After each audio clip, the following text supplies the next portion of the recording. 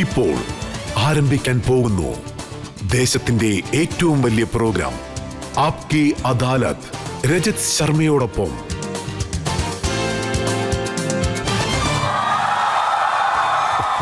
നമസ്കാരം. Thank you. ആപ്കി അദാലത്തിൽ ഇന്നത്തെ എൻ്റെ അതിഥി ഒരു മുഖ്യമന്ത്രിയാണ്. അദ്ദേഹത്തെ കാണാനും അദ്ദേഹത്തിന്റെ സംസാരവും നമുക്ക് സാധാരണ പോലെ തോന്നും, പക്ഷേ പ്രവൃത്തിയിൽ അദ്ദേഹം വളരെ സ്ട്രിക്റ്റായ വ്യക്തിയാണ്. ഇദ്ദേഹം ചീഫ് മിനിസ്റ്ററായി വളരെ കുറച്ചു കാലങ്ങളെ ആയുള്ളെങ്കിലും വിവാദങ്ങൾ ഇദ്ദേഹത്തെ പിന്തുടർന്നു കണ്ടേയിരിക്കുന്നു. ചിലർ ഇദ്ദേഹത്തെ പുഷ്കർ അല്ല ഫയർ ആണെന്ന് പറയുന്നു. Please welcome Uttarakhand chief minister Pushkar Singh Dhami.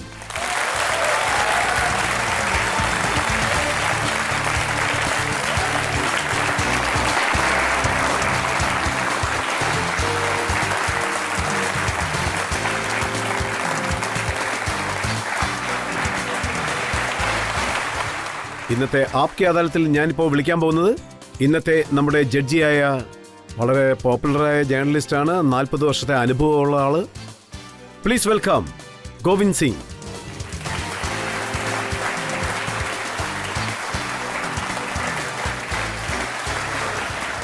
ഇന്നത്തെ ആപ്കി അദാലത്തിലെ വിചാരണ തുടങ്ങുന്നതിന് മുൻപ് നമുക്ക് ഇന്നത്തെ ജഡ്ജി ഗോവിന്ദ് സിംഗിനോട് അതിനുള്ള അനുവാദം ചോദിക്കാം. വിചാരണ തുടങ്ങാവുന്നതാണ്. വരൂ, ഇന്നത്തെ വിചാരണ നമുക്ക് തുടങ്ങാം. ആപ്കി അദാലത്തിൽ പുഷ്കർ സിംഗ് ധാമിയുടെ മേലുള്ള ആദ്യത്തെ കുറ്റാരോപണം എന്താണെന്ന് നോക്കാം. ആപ്കി അദാലത്തിൽ ഉത്തരാഖണ്ഡ് ചീഫ് മിനിസ്റ്റർ പുഷ്കർ സിംഗ് ധാമിയുടെ മേലുള്ള കുറ്റാരോപണം ഇദ്ദേഹം ബാക്ക് ഡോറിൽ കൂടി വന്ന് മുഖ്യമന്ത്രിയായ വ്യക്തിയാണ് എന്നുള്ളതാണ്. ധാമി സാർ, താങ്കളുടെ കുട്ടിക്കാലത്തെക്കുറിച്ച് എനിക്കറിയാം. അതായത് താങ്കൾക്ക് ആർമിയിൽ പോകാനായിരുന്നു താല്പര്യം, രാഷ്ട്രീയത്തിൽ വരാൻ തീരെ താല്പര്യമില്ലായിരുന്നു. ഞാൻ അതിൻ്റെ ഒപ്പം ഒരു സാധാരണ കുടുംബത്തിൽ നിന്ന് വന്നത്, അതിൻ്റെ ഒപ്പം ഒരു ആർമി കുടുംബത്തിൽ ജനിച്ചവനാണ്. എൻ്റെ അച്ഛൻ ആർമിയിലുണ്ടായിരുന്നു. അതുകൊണ്ട് ഞങ്ങൾക്കൊരു ശീലങ്ങളേ ഉണ്ട്.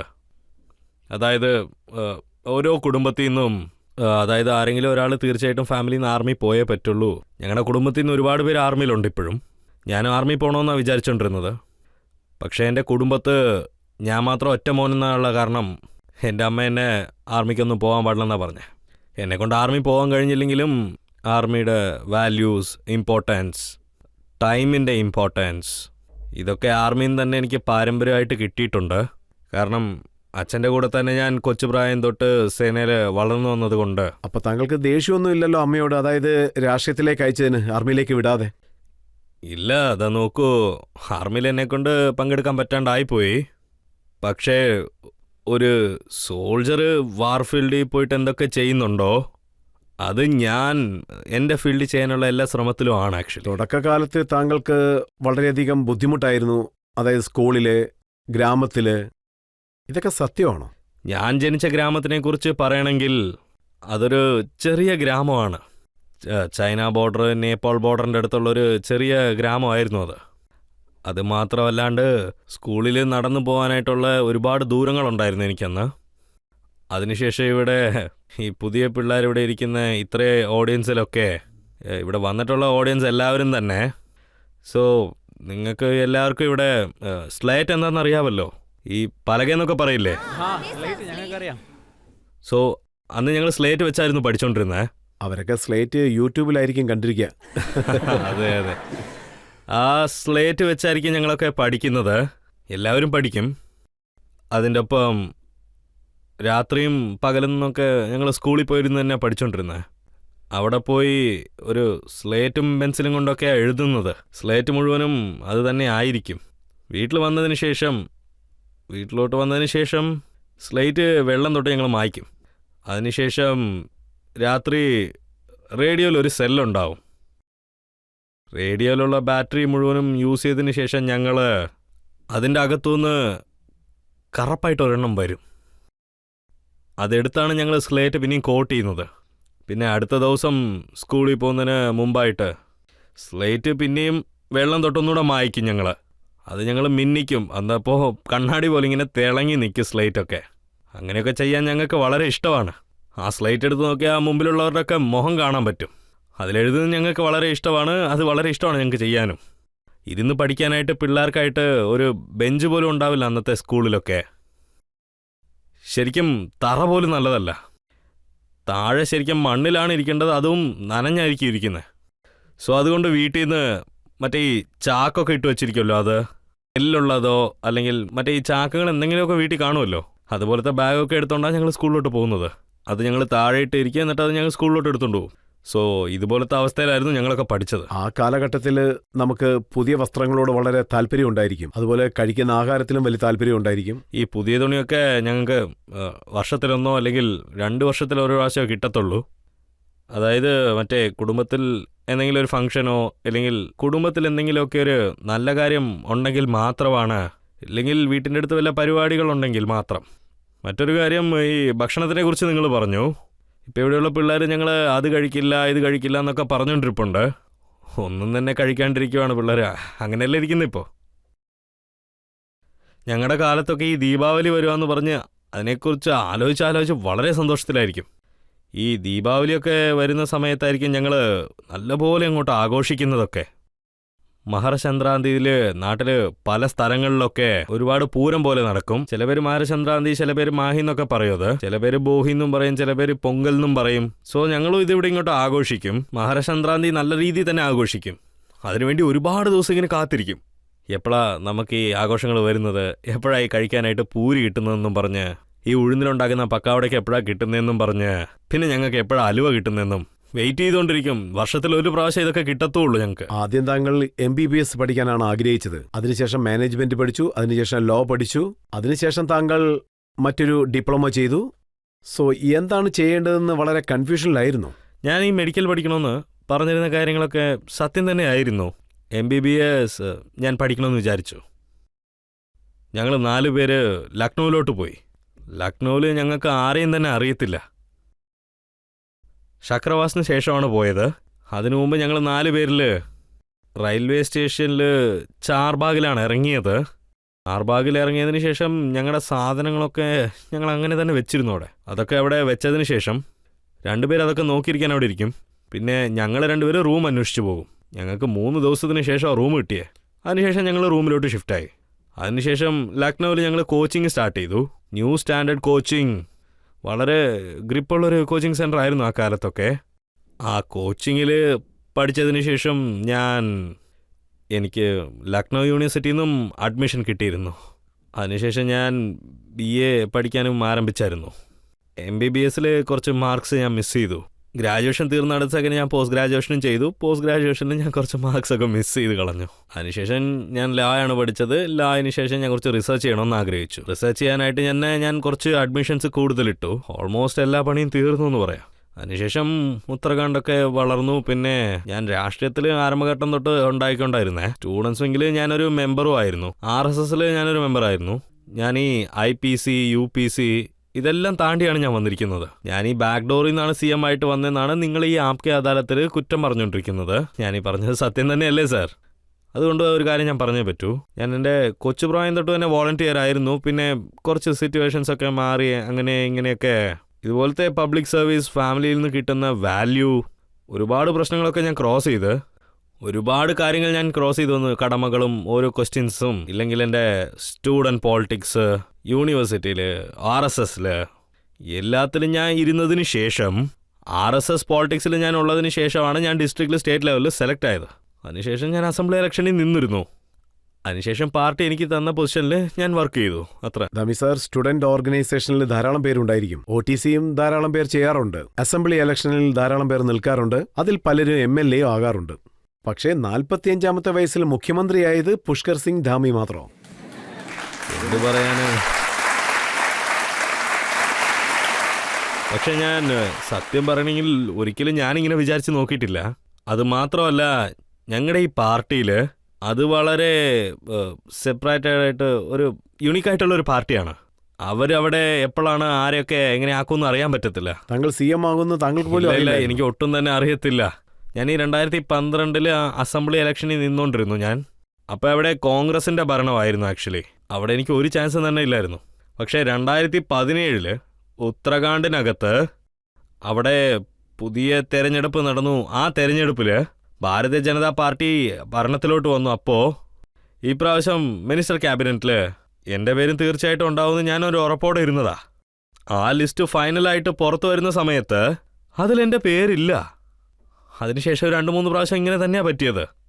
ലോക്സഭയുടെ ഇലക്ഷൻ വരുന്ന സമയത്തും ഞാൻ ആ ഇലക്ഷനിൽ തിരഞ്ഞെടുക്കപ്പെടുമെന്നാണ് ഞാൻ വിചാരിച്ചുകൊണ്ടിരുന്നത്. അതിനുശേഷം 2ാമത്തെ പ്രാവശ്യം എൻ്റെ പാർട്ടി ഭരണത്തിലോട്ട് വന്നിരുന്നു. അപ്പം ഞാൻ എന്താ വിചാരിച്ചതെന്ന് വെച്ചാൽ ഇപ്രാവശ്യം എൻ്റെ നമ്പർ തീർച്ചയായിട്ടും വരുമെന്ന്. പാർട്ടിക്ക് ഞങ്ങളുടെ പാർട്ടിയിലോട്ട് ഒരു പുതിയ പ്രസിഡന്റ് വരുന്നതായിട്ടുണ്ടായിരുന്നു. ഇപ്രാവശ്യമെങ്കിലും എൻ്റെ നമ്പർ തീർച്ചയായിട്ടും വരുമെന്നാണ് ഞാൻ പ്രതീക്ഷിച്ചത്. പക്ഷെ ഒരിക്കലും എൻ്റെ നമ്പർ ഇതുവരെ വന്നില്ലായിരുന്നു സാർ. ഇപ്രാവശ്യം എനിക്ക് ഈ ഭരണം കിട്ടുന്ന സമയത്ത്, ഈ പൊസിഷനൊക്കെ എനിക്ക് തരുന്ന സമയത്ത് എൻ്റെ നമ്പർ ഇങ്ങനെ വരുമെന്ന് ഞാൻ ഒട്ടും പ്രതീക്ഷിച്ചില്ലായിരുന്നു. അന്ന് വന്ന ആ അവസാന നേരം പോലും ഞാൻ ഈ ജൂലൈ 3-ഓ 4-ഓ ആണ് ഞാൻ പൊസിഷനിൽ ഏറ്റത്. ജൂലൈ 3-ൻ്റെ അന്ന് വൈകുന്നേരം അസംബ്ലിയിൽ മീറ്റിംഗ് ഉണ്ടാവും. അതുവരെ പോലും ഞങ്ങളുടെ പാർട്ടിയിൽ ആരും തന്നെ എൻ്റെ മുകളെടുത്തിന്നോ അല്ലെങ്കിൽ എൻ്റെ പാർട്ടിയുടെ ഓഫീസിൽ നിന്ന് പോലും എന്നെയാണ് CM ആക്കാൻ പോകുന്നതെന്നുള്ളൊരു ചെറിയ ഇൻഫർമേഷൻ പോലും എനിക്ക് വന്നില്ല. ഞാൻ പിന്നിലാണ് ഇരുന്നുകൊണ്ടിരുന്നത്. എന്നെ പെട്ടെന്നാണ് ഞങ്ങളുടെ ഈ മധ്യപ്രദേശിൻ്റെ സ്റ്റേറ്റ് ലെജിസ്ലേറ്റീവ് ലീഡറായിരുന്നു ഇരുന്നത്. അതിനു മുമ്പ് അഗ്രികൾച്ചറൽ മിനിസ്റ്റർ ഉണ്ടായിരുന്നു. അഗ്രികൾച്ചറൽ മിനിസ്റ്റർ ഉണ്ടാകുന്ന സമയത്ത് അദ്ദേഹമായിരുന്നു ചാർജിലിരുന്നതൊക്കെ. അദ്ദേഹം നേരിട്ട് അനൗൺസ് ചെയ്തു. അപ്പോഴാണ് എനിക്ക് എന്നെയാണ് സെലക്ട് ചെയ്തത്. അതായത് ഞാനാണ് തിരഞ്ഞെടുക്കപ്പെട്ടത്, ഞാനാണ് പോയി പൊസിഷൻ മേടിക്കേണ്ടതെന്നൊക്കെ. ആ കാലഘട്ടത്തിൽ 3 മാസത്തിനുള്ളിൽ 3 CM ആണ് ഉത്തരാഖണ്ഡിൽ മാറിയത്. BJPക്കും ബുദ്ധിമുട്ടുള്ളൊരു കാലമായിരുന്നു. താങ്കളുടെ നമ്പർ വന്നിട്ടേ ഇല്ലെന്ന് താങ്കൾ പറയുന്നു. മന്ത്രിയാകുന്നതിലും ലോക്സഭയിൽ ചാൻസ് കിട്ടുന്നതിലും ഒന്നിലും. അപ്പൊ എങ്ങനെയാണ് മോദിജി CM ആക്കിയത്? അത് നിങ്ങൾ നോക്കുകയാണെങ്കിൽ വളരെ ഒരു നല്ല ആളാണ്. അത് കാണുമ്പോൾ തന്നെ നിങ്ങൾക്കറിയാം. അദ്ദേഹം എന്നെ ഒരുപാട് വിശ്വസിക്കുന്നുണ്ട്. അതെല്ലാവർക്കും അറിയാം. എന്നെ പോലത്തെ സാധാരണ കാര്യകർത്താക്കളൊക്കെ ഒരു സോൾജറിൻ്റെ മോനായ എനിക്കൊരു ചാൻസ് തന്നു അദ്ദേഹം. അതിൻ്റെ ഒപ്പം എൻ്റെ പാർട്ടി എൻ്റെ അടുത്തുനിന്ന് എന്താണ് പ്രതീക്ഷിക്കുന്നത്, അതൊക്കെ ഞാൻ എന്താണ് കടമകളുള്ളതെന്നൊക്കെ ചെയ്തു തീർക്കാൻ കാത്തോണ്ടിരുന്നതായിരുന്നു ഞാൻ. എൻ്റെ ഓരോ കടമകളും എൻ്റെ പണികളും ഞാൻ തന്നെ നല്ലപോലെ ചെയ്യും. അതിനുശേഷം 6 മാസത്തിന് ശേഷം ഇലക്ഷൻ സംഭവിച്ചു. അതിനുശേഷം മുഴുവൻ കഷ്ടപ്പാടും കൊണ്ട്, പ്രധാനമന്ത്രിയുടെ ആശീർവാദം കൊണ്ടും പിന്നെ ഹോം മിനിസ്റ്ററുടെ ആശീർവാദം കൊണ്ടും അമിത്ഷാജി മനസ്സ് വെച്ചുകൊണ്ട് എൻ്റെ പാർട്ടി ഇലക്ഷനിലോട്ട് പോയി നിന്നു. അത് മാത്രമല്ലാണ്ട് ഉത്തരാഖണ്ഡിൻ്റെ ഹിസ്റ്ററി തന്നെ ഇതുവരെ ഉത്തരാഖണ്ഡിൽ നടന്ന ഓരോ തെരഞ്ഞെടുപ്പിലും ഓരോ പാരമ്പര്യം ഉണ്ടായിരുന്നു. ഒരു പ്രാവശ്യം അവിടെ ഒരു പാർട്ടി തെരഞ്ഞെടുപ്പ് വന്നാൽ തന്നെ അവിടുത്തെ ഭരണം മാറും.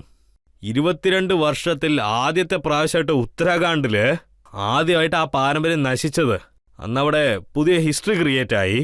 അവിടുത്തെ പിന്നെടുത്ത് വന്ന ഓരോ കൾച്ചറും മാറിപ്പോയി. ഉത്തരാഖണ്ഡിൽ 2ാമത്തെ പ്രാവശ്യം നമ്മുടെ റെസ്പെക്റ്റഡ് പ്രധാനമന്ത്രി മോദിജിയുടെ കാരണം അവിടെ എനിക്ക് സോഷ്യൽ സർവീസറായിട്ട് വർക്ക് കിട്ടിയിട്ടുണ്ടായിരുന്നു. ഉത്തരാഖണ്ഡിലെ ജനങ്ങൾ എനിക്ക് പിന്നെയും സർവീസ് ചെയ്യാനായിട്ട് ഒരു ചാൻസ് തന്നിട്ടുണ്ട്. വളരെ നന്ദിയുണ്ട് അതിനൊക്കെ ശരിക്കും പറയണമെങ്കിൽ. ധാമി സാർ, രാജ്നാഥ് സിംഗ് എന്താ പറയുന്നതെന്ന് വെച്ചാൽ പുഷ്കർ സിംഗ് ധാമി മഹേന്ദ്ര സിംഗ് ധോണിയെപ്പോലുള്ളൊരു വ്യക്തിയാണ്. ഫിനിഷർ, അവസാനം എങ്ങനെയെങ്കിലുമൊക്കെ അടിച്ച് കളി ജയിപ്പിക്കുന്ന വ്യക്തിയാണെന്ന്. ശരിയാണ്. അതിനുള്ള കാരണം ഞാൻ ഏത് സമയത്താണോ വന്നത്, പാർട്ടിക്ക് വളരെ ബലമുള്ളവരാണോ ആവശ്യപ്പെട്ടതൊക്കെ. നല്ലൊരു പെർഫോമറിൻ്റെ ആവശ്യം ഉണ്ടായിരുന്നു. അതുകൊണ്ടാണ് അദ്ദേഹം എന്നൊരു പെർഫോമറായിട്ട് പറയുന്നതായിരിക്കും. പക്ഷേ പാർട്ടി ജയിച്ച് താങ്കൾ അസംബ്ലി ഇലക്ഷനിൽ തോറ്റുപോയെന്നുള്ള സങ്കടം ഉണ്ടായിരുന്നോ താങ്കൾക്ക്? സാർ, ശരിക്കും പറയണമെങ്കിൽ എനിക്ക് ഉള്ള കാര്യം പറയണമെങ്കിൽ എനിക്ക് എൻ്റെ തെരഞ്ഞെടുപ്പിന് വേണ്ടി സമയം കിട്ടിയിട്ടില്ലെന്ന് വേണമെങ്കിൽ പറയാം. അപ്പം എനിക്ക് അത്യാവശ്യപ്പെട്ടത് എന്താണെന്ന് വെച്ചാൽ, ഞാൻ തെരഞ്ഞെടുപ്പിൽ ജയിക്കുന്നതോ അല്ലെങ്കിൽ തോൽക്കുന്നതോ എനിക്ക് അത്ര ഇമ്പോർട്ടൻസ് അല്ല. പാർട്ടി ജയിക്കുന്നത് മാത്രമായിരുന്നു എനിക്ക് ഇമ്പോർട്ടൻ്റ് ആയിട്ടുള്ളത്. കുറച്ച് സമയം മാത്രമായിരുന്നു എനിക്ക് കുറച്ച് വിഷമമൊക്കെ ഉണ്ടായിരുന്നത്. അത് മനുഷ്യരുടെ ഗുണമാണ്. എനിക്കും അതുപോലെ ആയിരുന്നു ഉണ്ടായിരുന്നത്, എന്താടാ ഇങ്ങനെയൊക്കെ സംഭവിച്ചു പോയെന്നുള്ളത്. പക്ഷേ കുറച്ച് സമയത്തിന് ശേഷം ഞാൻ എന്ത് ചിന്തിച്ചെന്ന് വെച്ചാൽ, പാർട്ടി എനിക്ക് തന്ന പണിയാണ്. പാർട്ടി എനിക്ക് തന്ന ഈ പൊസിഷൻ എന്തിനാന്ന് വെച്ചാൽ, പാർട്ടി തന്ന പണി ഞാൻ കറക്റ്റായിട്ട് ചെയ്തു. അതുകൊണ്ട് തോറ്റെന്നുള്ളൊരു വിഷമം എനിക്ക് ഒട്ടും തന്നെ ഇല്ല. ശരിക്കും പാർട്ടി വിജയിക്കണം എന്നുള്ളത് മാത്രമായിരുന്നു എൻ്റെ ശരിക്കുള്ള ടാർഗറ്റ്. എൻ്റെ കടമ ഞാൻ കറക്റ്റായിട്ട് തീർത്തു. CM പോസ്റ്റും കൈവിട്ടു പോകുന്നുള്ളൊരു ആലോചന പോലും താങ്കൾക്കില്ലായിരുന്നു? ഇങ്ങനെയൊന്നും സംഭവിക്കുമെന്ന് ഞാൻ ഒരിക്കലും വിചാരിച്ച് നോക്കിയിട്ടില്ല. ഒരു കാര്യമായിരുന്നു എനിക്ക് ഏറ്റവും സന്തോഷം, നമ്മുടെ പാർട്ടി ഭരണത്തിലോട്ട് വന്നു, നമ്മുടെ പാർട്ടി വിജയിച്ചു. ഞാൻ പറഞ്ഞ സത്യങ്ങളും എല്ലാം ഞാൻ സഫലിപ്പിച്ചു എന്നായിരുന്നു ഞാൻ വിചാരിച്ചത്. ഞാൻ ഇത് കൊണ്ടുവരാം അത് കൊണ്ടുവരാമെന്ന് ഒരുപാട് സ്കീംസിനെ കുറിച്ചും പറഞ്ഞിരുന്നു. നമ്മുടെ റിസൾട്ട് വന്നതിന് ശേഷം ഞാൻ ചെയ്തതെല്ലാം കറക്റ്റ് ആക്കിയിരിക്കും. ഞാൻ ഈ തക്കാൽ ഓഫീസിലോട്ട് പോയിരുന്നു.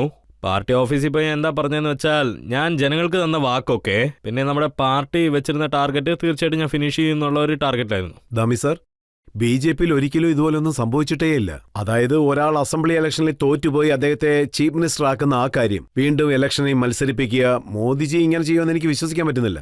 സോ ആദ്യമായിട്ട് മോദിയെ കാണുന്ന സമയത്ത് താങ്കൾ എങ്ങനെയാണ് ആകർഷിച്ചത് അദ്ദേഹത്തെ? ഞാൻ ആദ്യമായിട്ട് അദ്ദേഹത്തിനെ കാണുന്ന സമയത്ത് അന്നെൻ്റെ മനസ്സിൽ ഒരുപാട് കാര്യങ്ങളിങ്ങനെ പൊയ്ക്കൊണ്ടിരുന്നു. ഒരുപാട് കാര്യങ്ങളുണ്ടായിരുന്നു.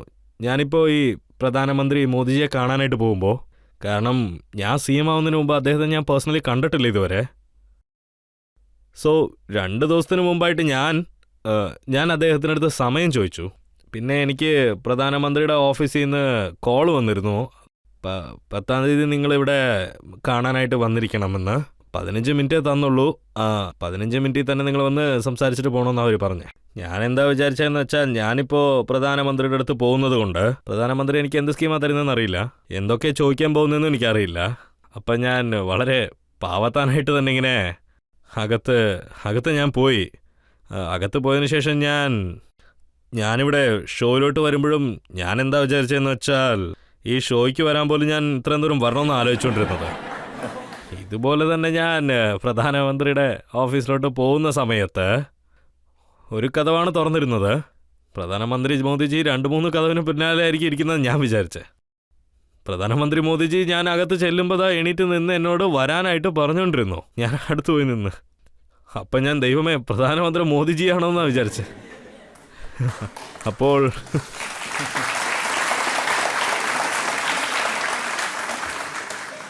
ഞാൻ അദ്ദേഹത്തിൻ്റെ മുമ്പിൽ പോയി നിൽക്കുന്ന ആ സമയത്ത് തന്നെ ഞാൻ അദ്ദേഹത്തിൻ്റെ അടുത്തൊരു നന്ദിയും പറഞ്ഞൊരു ബൊക്കയും കൊടുത്തു. അദ്ദേഹം അത് മേടിച്ചെടുക്കുകയും ചെയ്തു. കൊടുക്കുന്ന സമയത്ത് നോക്കി എന്നെ കൊണ്ട് അദ്ദേഹത്തിനെ കാണാൻ പോലും വയ്യ. ഞാൻ അദ്ദേഹത്തിനെ നോക്കിയില്ല. എനിക്കപ്പോൾ എന്താ തോന്നിയെന്ന് വെച്ചാൽ, അദ്ദേഹം വളരെ സ്ട്രിക്റ്റ് ആയിരിക്കും, വളരെ സീരിയസ് ആയിരിക്കും എന്നും. ഞാനതുകൊണ്ട് അദ്ദേഹത്തിനെ ഒന്ന് സീരിയസ് ആയതുകൊണ്ട് നോക്കി പോലും ഇല്ല. മുൻപിൽ നിന്ന് ക്യാമറയിലെ ആൾക്കാരെ പോലും ഞാൻ നോക്കിയില്ലായിരുന്നു. അപ്പോൾ അത് കോവിഡ് ടൈം ആയിരുന്നു. സോ അദ്ദേഹത്തിന് ഞാനപ്പോൾ ബൊക്കെ കൊടുത്ത സമയത്ത് അവിടുന്ന് ഒരു സൗണ്ട് വന്നിരുന്നു, അതായത് നിങ്ങളുടെ മാസ്ക് എടുക്കണമെന്നും പറഞ്ഞ്. അതിനുശേഷം നോക്കിയാൽ ആരടാ അത്, പ്രധാനമന്ത്രി മോദിജി അദ്ദേഹത്തിന് മാസ്ക് എടുത്തു. അതിനുശേഷം അദ്ദേഹം അവിടെ ഇരുന്നു. പിന്നെ പല സ്ഥലങ്ങളിൽ നടക്കുന്ന പോലെ അത് നടന്നില്ല. പ്രധാനമന്ത്രി ഒരു ചെയറിലിരുന്നു, അതിൻ്റെ അടുത്ത് തന്നെയായിരുന്നു ഞാനും ഇരുന്നത്. അദ്ദേഹത്തിൻ്റെ അടുത്ത് തന്നെ ഇരുന്നെന്ന് പറയാൻ വേണേ. അങ്ങനെ സംസാരിക്കുമ്പോൾ അദ്ദേഹം ഒരു 3-4 മിനിറ്റ് സംസാരിച്ചു എന്ന് വേണമെങ്കിലും പറയാം. വളരെ ഹാപ്പി ആയിട്ട് സംസാരിച്ചിട്ട് കുടുംബത്തിൽ എല്ലാവർക്കും സുഖമാണെന്നൊക്കെ ആയിരുന്നു ചോദിച്ചത്, നിങ്ങൾക്കും സുഖമാണെന്നൊക്കെ. ഏകദേശം 3-4 മിനിറ്റിന് അദ്ദേഹം സംസാരിച്ചു കാണും. അതിനുശേഷം ഞാൻ ശരിക്കും മറന്നുപോയെന്ന് വേണമെങ്കിൽ പറയാം. ഈ ലോകത്തിലും വെച്ച് ഏറ്റവും വലിയൊരു തലവൻ്റെ മുമ്പിലാണ് ഞാനെന്നുള്ളത് മറന്നുപോയി. അപ്പോൾ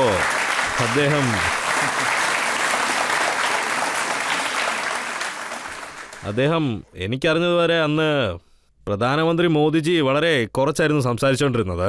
അതിനുശേഷം ഞാനത് സംസാരിച്ചത്. ഞാൻ നോൺ സ്റ്റോപ്പായിട്ട് സംസാരിച്ചു. പക്ഷേ എൻ്റെ സമയം 15 മിനിറ്റേ ഉള്ളായിരുന്നു.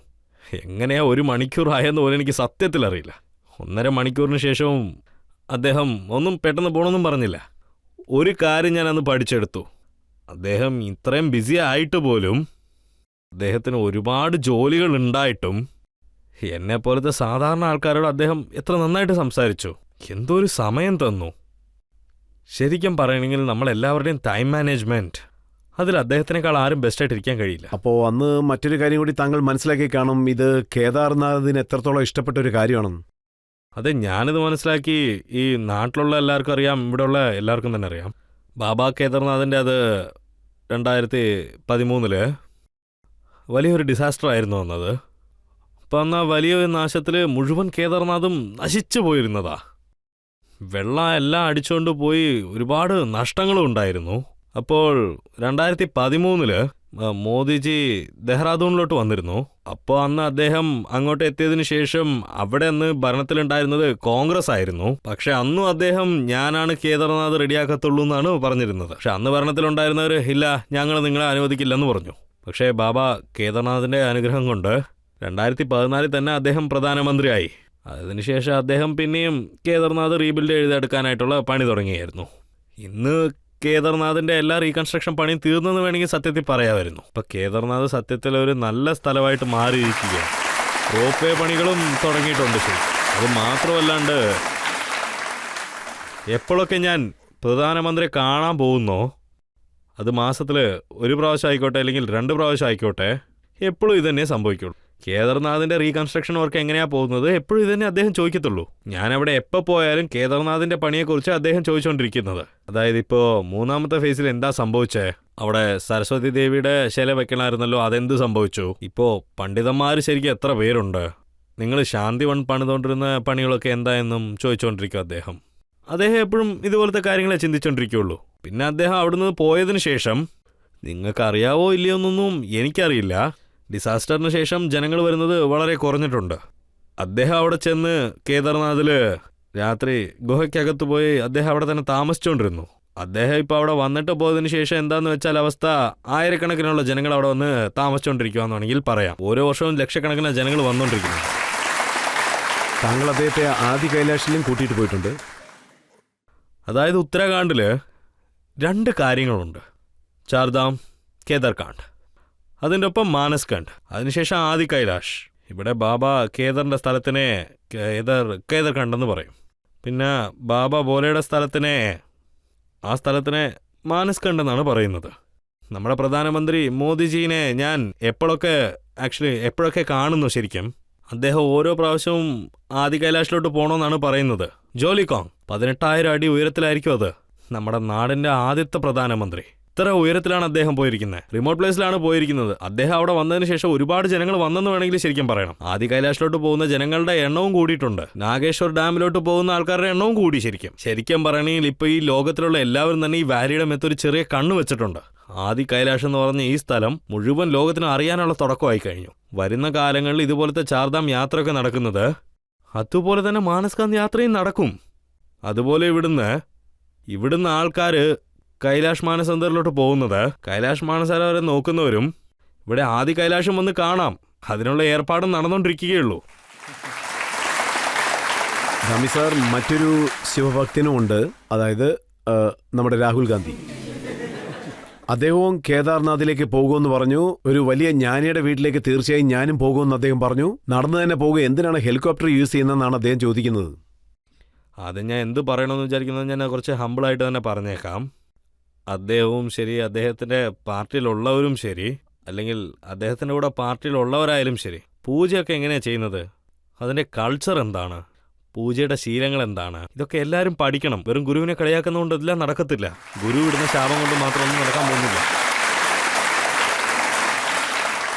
വേണമെങ്കിൽ ഈ ജോലിയിൽ താങ്കൾക്ക് അദ്ദേഹത്തെ സഹായിക്കാം. ശരിക്കും പറയണമെങ്കിൽ ഞാൻ ഒരുപാട് വട്ടം ആലോചിച്ചിട്ടുണ്ട്. രാഹുൽ ഗാന്ധിജി ഇനിയെങ്കിലും ഒരു കുറച്ചൊക്കെ സീരിയസ് ആകണമെന്ന്. എപ്പോഴെങ്കിലും സീരിയസ് ആവുമെന്ന് ഞാൻ വിചാരിച്ചിട്ടുണ്ട്. പക്ഷേ ഓരോ വട്ടവും അദ്ദേഹം ഞാൻ വിചാരിക്കുന്നത് തെറ്റെന്നുള്ളതാണ് പ്രൂവ് ചെയ്യുന്നത്. എനിക്കറിഞ്ഞതുവരെ ഇവരും അത് തന്നെ വിചാരിക്കത്തുള്ളൂ, അദ്ദേഹം തെറ്റ് തന്നെയാണെന്ന് പ്രൂവ് ചെയ്തേക്കുക. ഓരോ വട്ടവും അദ്ദേഹം എന്തെങ്കിലും ഒന്ന് ചെയ്തുകൊണ്ടിരിക്കും. അതുകൊണ്ട് അദ്ദേഹത്തിന് ഇമ്പോർട്ടൻസ് തന്നെ കുറഞ്ഞു പോവുക. ശരി, ഓഡിയൻസിൽ ആർക്കെങ്കിലും എന്തെങ്കിലും ചോദിക്കണോ? സർ, നിങ്ങളാണ് പ്രധാനമന്ത്രിയുടെ ഫേവറേറ്റ് CM എന്നറിയപ്പെടുന്നത്. ഇത് സത്യമാണോ? പ്രധാനമന്ത്രി മോദിജി ഇവിടെ പ്രധാനമന്ത്രി ആയതിനു ശേഷം ഈ നാട്ടിൽ അവസാനമുള്ള എല്ലാ ജനങ്ങൾക്ക് വേണ്ടിയും പല കാര്യങ്ങൾ ചെയ്തിട്ടുണ്ട്. നമ്മുടെ നാടിൻ്റെ വർക്ക് കൾച്ചർ തന്നെ അദ്ദേഹം മാറ്റിയെടുത്തു. അദ്ദേഹത്തിന് ക്ലോസ് ആയിട്ടുള്ളത് ഞാൻ മാത്രമല്ല, അത് മാത്രമല്ല അദ്ദേഹത്തിന് അനുഗ്രഹം എനിക്ക് മാത്രമല്ല, എന്നെ പോലത്തെ ലക്ഷക്കണക്കിനുള്ള കാര്യകർത്താക്കളുടെ മേത്തും, ഇല്ലെങ്കിൽ അദ്ദേഹത്തിന് സംബന്ധപ്പെട്ടവർക്കും, ഇല്ലെങ്കിൽ ശരി അദ്ദേഹത്തിന് ആശീർവാദമുണ്ടോ, ആരൊക്കെ അവിടെ പണിയെടുക്കുന്നുണ്ടോ, അവരവരുടെ ഫീൽഡിൽ ഓരോ നല്ലവരെയും, പിന്നെ ആരൊക്കെ ഹാർഡ് വർക്ക് ചെയ്യുന്നുണ്ടോ, ആരൊക്കെയാണോ നാട്ടിൽ പണിയെടുക്കുന്നത് നല്ലപോലെ, അവരൊക്കെ മോദിജിക്ക് ക്ലോസ് ആയിരിക്കും.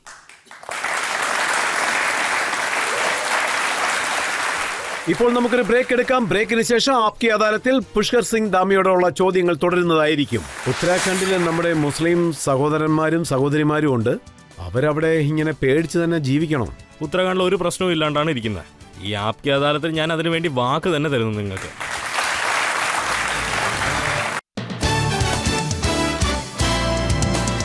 Welcome back. ഇന്ന് നമ്മൾ ആപ്കി അദാലത്തിൽ വിചാരണ നടത്തിക്കൊണ്ടിരിക്കുന്നത് ഉത്തരാഖണ്ഡ് ചീഫ് മിനിസ്റ്റർ പുഷ്കർ സിംഗ് ധാമിയോടാണ്. ആപ്കി അദാലത്തിലെ അടുത്ത കുറ്റാരോപണം. ആപ്കി അദാലത്തിൽ ഉത്തരാഖണ്ഡ് ചീഫ് മിനിസ്റ്റർ പുഷ്കർ സിംഗ് ധാമി മേലുള്ള കുറ്റാരോപണം ഇദ്ദേഹം മുസ്ലിംസിനെ പേടിപ്പിക്കുന്നു എന്നുള്ളതാണ്. എന്ത് കുറ്റമാണോ ഇത്? ദാമി സാർ, ധാരാളം മുസ്ലിം ലീഡേഴ്സൊക്കെ ഉണ്ട്. തോഫി റസാഖ് സാറുണ്ട്, മൗലാന അർഷദ് മദിനിയുണ്ട്, ഇങ്ങനെ ധാരാളം പേർ. എല്ലാവരും എന്താ പറയുന്നതെന്ന് വെച്ചാൽ എലക്ഷൻ വരുന്ന സമയത്ത് അപ്പോൾ ദാമി സാർ എന്തെങ്കിലും ഒന്ന് ചെയ്യും, മുസ്ലിംസിന്റെ മനസ്സിനുള്ളിൽ പേടി ഉണ്ടാക്കിയെടുക്കുന്നു, അങ്ങനെയുള്ള എന്തെങ്കിലും കാര്യം ചെയ്യുമെന്ന്. ഇപ്പോൾ താങ്കൾ ചെയ്തിരിക്കുന്നത് എന്താണെന്ന് വെച്ചാൽ യൂണിഫോം സിവിൽ കോഡ് കൊണ്ടുവന്നിരിക്കുകയാണ്. ഉത്തരാഖണ്ഡില് 2022 സ്റ്റേറ്റ് ഇലക്ഷൻസ് നടന്നുകൊണ്ടിരുന്നു. ആ ഇലക്ഷനിൽ ഉത്തരാഖണ്ഡിലെ ജനങ്ങൾ അങ്ങോട്ട് പോകുന്ന സമയത്ത് ഞങ്ങളുടെ തോട്ട്സ് എന്താണെന്നും പറഞ്ഞു, ഞങ്ങൾ എന്തിനു വേണ്ടിയാണ് വന്നതെന്നും പറഞ്ഞു.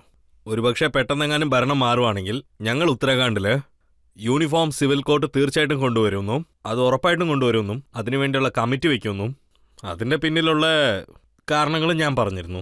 കാരണം എന്താണെന്ന് വെച്ചാൽ ഉത്തരാഖണ്ഡ് ദൈവത്തിൻ്റെ സ്ഥലമാണ്.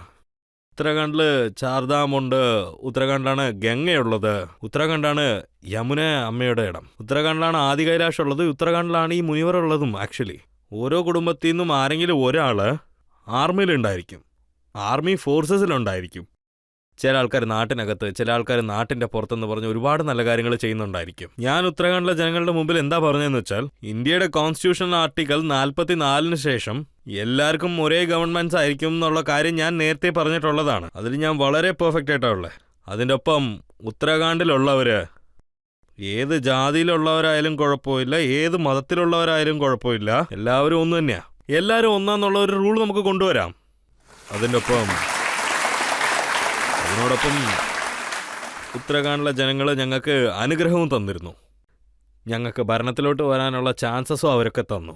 ഞങ്ങൾ ജനങ്ങൾക്ക് കൊടുത്ത വാക്കും എന്ത് നോട്ടത്തിലാണോ അത് പറഞ്ഞത്, കൊടുത്ത വാക്ക് ഞങ്ങൾ നിറവേറ്റി. ഇതിൽ പേടിക്കാൻ ഒരു കാര്യമില്ലല്ലോ. താങ്കൾ പറഞ്ഞ കാര്യങ്ങൾ നിറവേറ്റി, പക്ഷെ അവരുടെ മനസ്സിലുള്ള പേടി എന്താണെന്ന് ഇപ്പൊ താങ്കളോട് ഞാൻ പറയാം. മൗലാന മദിനി സർ എന്താണ് പറയുന്നതെന്ന് വെച്ചാ, താങ്കൾ കൊണ്ടുവന്ന ഈ UCC ഇസ്ലാമിനെതിരായിട്ടുള്ളതാണ്. UCC താങ്കൾ കൊണ്ടുവന്നിരിക്കുന്നു, പക്ഷേ ഇത് ഞങ്ങളുടെ മതവിശ്വാസങ്ങൾക്കെതിരായ ഒരു കാര്യമാണെന്ന്. നോക്കൂ രജത് സാർ, ഞാൻ എന്താ പറയണമെന്ന് ആഗ്രഹിക്കുന്നതെന്ന് വെച്ചാൽ നമ്മൾ ആരെയും എതിർക്കാനൊന്നും പാടില്ല. ഇസ്ലാമിലെ എന്ത് സിസ്റ്റമാണോ ഉള്ളോ, എങ്ങനെയാണോ അവർ കല്യാണം കഴിക്കുന്നത് അവർ അതുപോലെ തന്നെ കല്യാണം കഴിക്കാം. ഒരുപക്ഷെ അവിടെ നിക്കാഹാണെങ്കിൽ നിക്കാഹ് നടക്കും. ഹിന്ദു പ്രകാരം 7 പ്രാവശ്യം മണ്ഡപം ചുറ്റി ആ അഗ്നികൂട്ടത്തിന് മുമ്പിലാണെങ്കിൽ അതങ്ങനെ തന്നെ നടക്കും. ക്രിസ്ത്യൻസിൽ ഹോളി മാരേജസ് നടക്കും. നമ്മുടെ ഈ സിഖ് സഹോദരങ്ങൾക്കിടയെ കരാജ് മൊറയിലായിരിക്കും നടക്കുന്നത്. ആരാർക്കൊക്കെ എങ്ങനെയാണോ അതിന്റെ വഴി അത് അങ്ങനെ തന്നെ നടക്കും. നമ്മൾ മാറ്റിയിട്ടില്ല. എല്ലാവരും എന്താ കരുതുന്നതെന്ന് വെച്ചാൽ 7 ചുറ്റി എല്ലാവരും കല്യാണം കഴിക്കണം. ഇല്ലല്ല, ഞാൻ അങ്ങനെയൊന്നും പറഞ്ഞില്ല. ഹിന്ദുക്കൾ മാത്രമേ അങ്ങനെ കല്യാണം കഴിക്കത്തുള്ളൂ. ഓരോരുത്തരുടെ അവരുടെ ഇഷ്ടത്തിനാണ് ചെയ്യുന്നത്. മുസ്ലിംസ് എങ്ങനെയാണോ അത് അവർ ഫോളോ ചെയ്യും. അത് ഞങ്ങൾ മാറ്റിയിട്ടേ ഇല്ല. ഒരു കാര്യമാണ് ഞങ്ങൾ ഫോളോ ചെയ്യുന്നത്. അതിനുശേഷം നടക്കുന്ന ഈ ഡൈവേഴ്സ് സിസ്റ്റം, അതിനുശേഷം വീട്ടിൽ ഭാര്യനും പിന്നെ മരുമകളെയും നോക്കുന്ന ഡൈവേഴ്സ് സിസ്റ്റമാണ് ശരിക്കും മാറ്റിയിട്ടുള്ളത്. കാരണം ജനങ്ങളെല്ലാവരും സമമായുള്ളവരാണ്. പെണ്ണുങ്ങൾക്ക് ഒരു അന്യായവും നടക്കാൻ പാടില്ല. ഉത്തരാഖണ്ഡിൽ നിന്ന് ഞങ്ങളാണ് ഈ പരിപാടികളൊക്കെ സ്റ്റാർട്ട് ചെയ്തത് ഈ നാട്ടിനകത്തും. ഗംഗാനദി എങ്ങനെയാണ് ഇവിടുന്ന് പുറപ്പെടുന്നത്, ഗംഗാനദി ഇറങ്ങിയതിന് ശേഷം അത് മുഴുവൻ നാടിന് വേണ്ട എല്ലാ ഫലവും അത് തന്നുകൊണ്ട് തന്നെ ഇരിക്കുന്നത്. ചിലവർക്ക് വെള്ളം കൊടുക്കുന്നുണ്ട്, ചിലവർക്ക് ജീവൻ കൊടുക്കുന്നുണ്ട്, കർഷകർക്ക് വേണ്ടി ചില സമയം വെള്ളം കൊടുക്കുന്നുണ്ട്. അതുപോലെ തന്നെ എല്ലാവർക്കും ഉപയോഗപ്പെടുന്ന ഗംഗ ഉത്തരാഖണ്ഡിൽ നിന്നാണ് പുറപ്പെട്ടിരിക്കുന്നത്. ദൈവത്തിന്റെ അടുത്തു നിന്നാണ് പുറപ്പെട്ടു വന്നത്. അത് ദൈവത്തിന്റെ ആശീർവാദം പെട്ട് വന്നതാണ്. പിന്നെ പ്രധാനമന്ത്രിക്ക് വേണ്ടി ഹെൽപ്പ് ചെയ്യാനും വന്നതാണ്. അത് ഈ മുഴുവൻ നാടിനും കിട്ടുന്നുണ്ട്. എല്ലാവർക്കും അത് കിട്ടുന്നുണ്ട്. എല്ലാവർക്കും ഈക്വൽ ആയിട്ടുള്ള റൈറ്റ്സ് ആണ് അത് കൊടുക്കുന്നത്. ഓവൈസി സാർ, അസദുദ്ദീൻ ഓവൈസി സാർ ഒരു വലിയ വക്കീലാണ്, AIMIMന്റെ ലീഡർ. അദ്ദേഹം എന്താ പറയുന്നതെന്ന് വെച്ചാൽ, നിങ്ങൾ കൊണ്ടുവന്ന ഈ നിയമം ഇത് യൂണിഫോം സിവിൽ കോഡ് അല്ല, ഇത് ഹിന്ദു സിവിൽ കോഡ് നിയമമാണെന്ന്. നിങ്ങൾ 4 കല്യാണം കഴിക്കുന്നത് തടുത്തിരിക്കുന്നു, ഹലാൽ നിർത്തിയിരിക്കുന്നു. ഹിന്ദു നിയമത്തിലുള്ള അൺഡിവൈഡഡ് ഫാമിലി എന്നുള്ള നിയമം, അതിൽ യാതൊരുവിധ മാറ്റവും കൊണ്ടുവന്നിട്ടില്ല. അതെന്തുകൊണ്ടാണ്? ആദ്യം ഈ റൂളിനെ കുറിച്ച് പറയണമെങ്കിൽ ഇത് ആരെയും നമ്മൾ ബേസ് ചെയ്ത് കൊണ്ടുവന്നതല്ല. ഞാൻ ആദ്യമേ നേരത്തെ പറഞ്ഞ പോലെ തന്നെ ഇത് എല്ലാവർക്കും ഉള്ള ഒരു സെയിം ഗവൺമെൻറ് കൊടുക്കാനായിട്ടാണ് കൊണ്ടുവന്നത്. അതും ഇമ്പോർട്ടൻ്റ് ആയിട്ട് പറയണമെങ്കിൽ ഈ ഗവൺമെൻറ് റൂൾ എല്ലാവർക്കും ഈക്വലാണ്. പെണ്ണുങ്ങളുടെ ഭാഗത്തും അമ്മമാർക്കും അനിയത്തിമാർക്കും അവരുടെ ഫ്യൂച്ചറിന് വേണ്ടിയും അവരുടെ സെക്യൂരിറ്റിക്ക് വേണ്ടിയും അവരുടെ സേഫ്റ്റിക്ക് വേണ്ടിയും വലിയവരുടെ നല്ലതിനു വേണ്ടിയാണ്. കൊച്ചു പിള്ളേരുടെ നല്ലതിനും കൂടെയാണിത്. ഇപ്പം നിങ്ങൾ നോക്കുവാണെങ്കിൽ ഒരുപാട് കൊച്ചു പിള്ളേരെ ഈ പയ്യൻ വേറെ ജാതിയിലുള്ളവനാണ്, ഈ പയ്യൻ താഴ്ന്ന ജാതിയിലുള്ളവനാണെന്നും പറഞ്ഞ് ഡിഫറൻഷ്യേറ്റ് ചെയ്യുന്നുണ്ട്. ഇതുപോലെ വാക്കുകളൊക്കെ ഞങ്ങൾ സ്റ്റോപ്പ് ചെയ്തിട്ടുണ്ട്. ഞങ്ങൾ എന്താ പറയുന്നതെന്ന് വെച്ചാൽ എല്ലാവർക്കും, ആണുങ്ങൾക്കും പെണ്ണുങ്ങൾക്കും ഈക്വൽ റൈറ്റ്സ് കിട്ടണമെന്നുള്ളതാണ്. വയസ്സായവർക്ക് അവർക്കുള്ള റൈറ്റ്സ് കിട്ടുമല്ലോ. എല്ലാവരുടെയും സേഫ്റ്റിക്ക് വേണ്ടിയാണ് ഞങ്ങളിത് കൊണ്ടുവന്നത്. പക്ഷെ ഇവരുടെയൊക്കെ ചിന്താഗതി എന്താന്ന് വെച്ചാൽ, ഈ നിയമം നിങ്ങൾ കൊണ്ടുവരുന്ന സമയത്ത് ഷെഡ്യൂൾഡ് ട്രൈബ് ആദിവാസികളെ ഇതിൽ നിന്നും മാറ്റിയിരിക്കുകയാണ്. അതുകൊണ്ടിപ്പോ മുസ്ലിം പണ്ഡിതന്മാർ എന്താണ് പറയുന്നതെന്ന് വെച്ചാ, ഷെഡ്യൂൾഡ് ട്രൈബിനെ മാറ്റിയപ്പോൾ നിങ്ങൾക്ക് മുസ്ലിമിനെയും മാറ്റാമായിരുന്നല്ലോ എന്ന്. ഇന്ത്യയുടെ കോൺസ്റ്റിറ്റ്യൂഷൻ ആർട്ടിക്കിൾ 44 പ്രകാരം നാട്ടിനകത്ത് എല്ലാവർക്കും തന്നെ ഈക്വൽ റൈറ്റ്സ് ആണ് കിട്ടേണ്ടതെന്നുണ്ട്. അതിൻ്റെ ഒപ്പം ഈ ഷെഡ്യൂൾഡ് ട്രൈബ്, ഈ ട്രൈബ്സിനെ കുറിച്ച് നിങ്ങൾ സംസാരിക്കുന്ന സമയത്ത് സ്റ്റഡി ഹോൾ ട്രൈബ് സൊസൈറ്റിയിലുള്ള ഒരു ആർട്ടിക്കൽ 342 ഇന്ത്യൻ കോൺസ്റ്റിറ്റ്യൂഷനിൽ തന്നെ നിങ്ങൾക്കാണ് ഇത് ആദ്യമായിട്ട് കിട്ടിയിരിക്കുന്നത്. നിങ്ങളുടെ ഓരോ ഡിഫറെൻറ്റ് ലൈഫ് സ്റ്റൈലും കൊണ്ട് പിന്നെ ഇന്ത്യയിലെ കോൺസ്റ്റിറ്റ്യൂഷനും അത് തന്നെയാണ് പറയുന്നത്. ആക്ച്വലി 2,33,000 പേരുടെ അടുത്ത് അവർ സെൻസെക്സ് എടുത്തിട്ടുണ്ട്. ചുരുങ്ങിയത് 10,000 പേരുടെ അടുത്ത് നിങ്ങൾ നേരിട്ട് തന്നെ പോയി ചോദിച്ചിട്ടുണ്ട് ഇങ്ങനെ ഇപ്പം നമ്മളെങ്ങനെ സംസാരിക്കുന്നോ അങ്ങനെ തന്നെ അവരുടെ അടുത്ത് സംസാരിച്ചത്. ഉത്തരാഖണ്ഡ് മുഴുവനും ഇതുപോലത്തെ ഒരുപാട് മീറ്റിംഗ്സ് നടന്നിട്ടുണ്ട്. ആ മീറ്റിംഗിൽ ട്രൈബൽസ് എന്താ പറഞ്ഞതെന്ന് വെച്ചാൽ, ഇതിൽ ആക്ച്വലി ഞങ്ങൾക്കൊരുവിധ പ്രശ്നങ്ങളും ഇല്ല, എല്ലാരെ പോലെ ഞങ്ങൾ ഇതിനകത്ത് ചേർത്തോളൂ എന്നാണ് അവർ പറഞ്ഞിരുന്നത്. ഞങ്ങൾക്ക് കുറച്ച് ടൈം വേണമെന്ന് അവർ പറഞ്ഞു. അവർ ചോദിച്ച പ്രകാരം തന്നെ ഞങ്ങൾ ചെയ്തതും. കമ്മിറ്റിയിൽ നിങ്ങൾ നോക്കുവാണെങ്കിൽ വലിയ വലിയ ആൾക്കാരായിരിക്കും ശരിക്കും ഇരിക്കുന്നത്. ഇതിനകത്ത് ജസ്റ്റിസ് രഞ്ജന ദേശായി ഇരിപ്പുണ്ട്, ഇവിടെ പ്രമോദ് കോളിയുണ്ട്.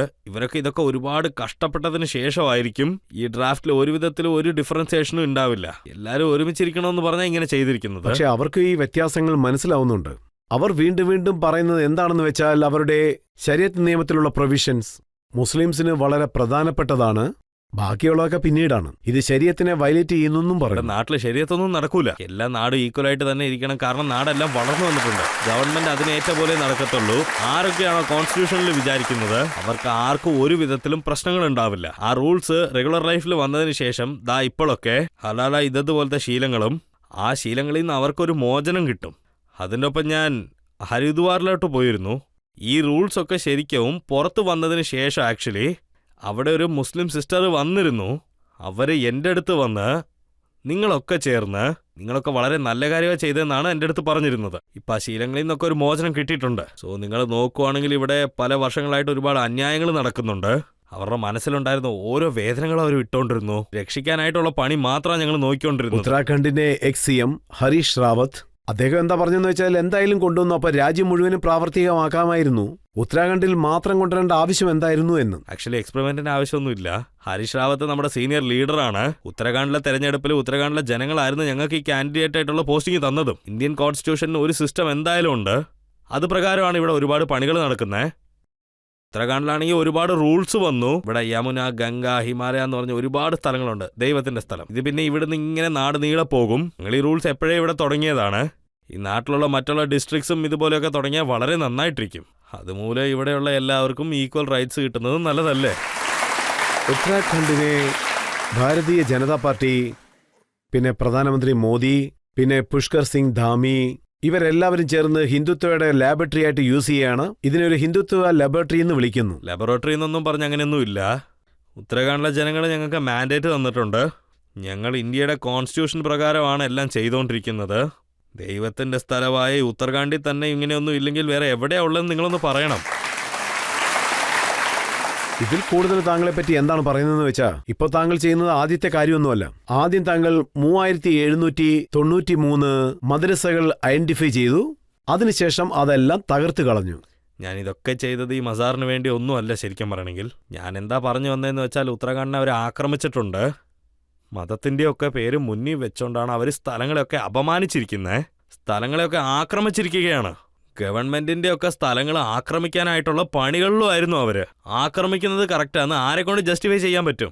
ആക്രമിക്കുന്നതിന് മേത്ത് ആക്ഷൻ എടുക്കണമെന്ന് വേണ്ടി നിങ്ങൾ തന്നെ പറ. സോ ഞങ്ങൾ അത് മാത്രമാണ് ചെയ്തിരിക്കുന്നത്. ഇപ്പം ഞങ്ങൾ ഈ ആക്രമണമൊക്കെ കുറച്ചുകൊണ്ട് വന്നുകൊണ്ടിരിക്കുക എന്താന്ന് വെച്ചാൽ, ഈ ദൈവത്തിന്റെ സ്ഥലത്തൊരു യുണീക്നെസ് തന്നെയുണ്ട്.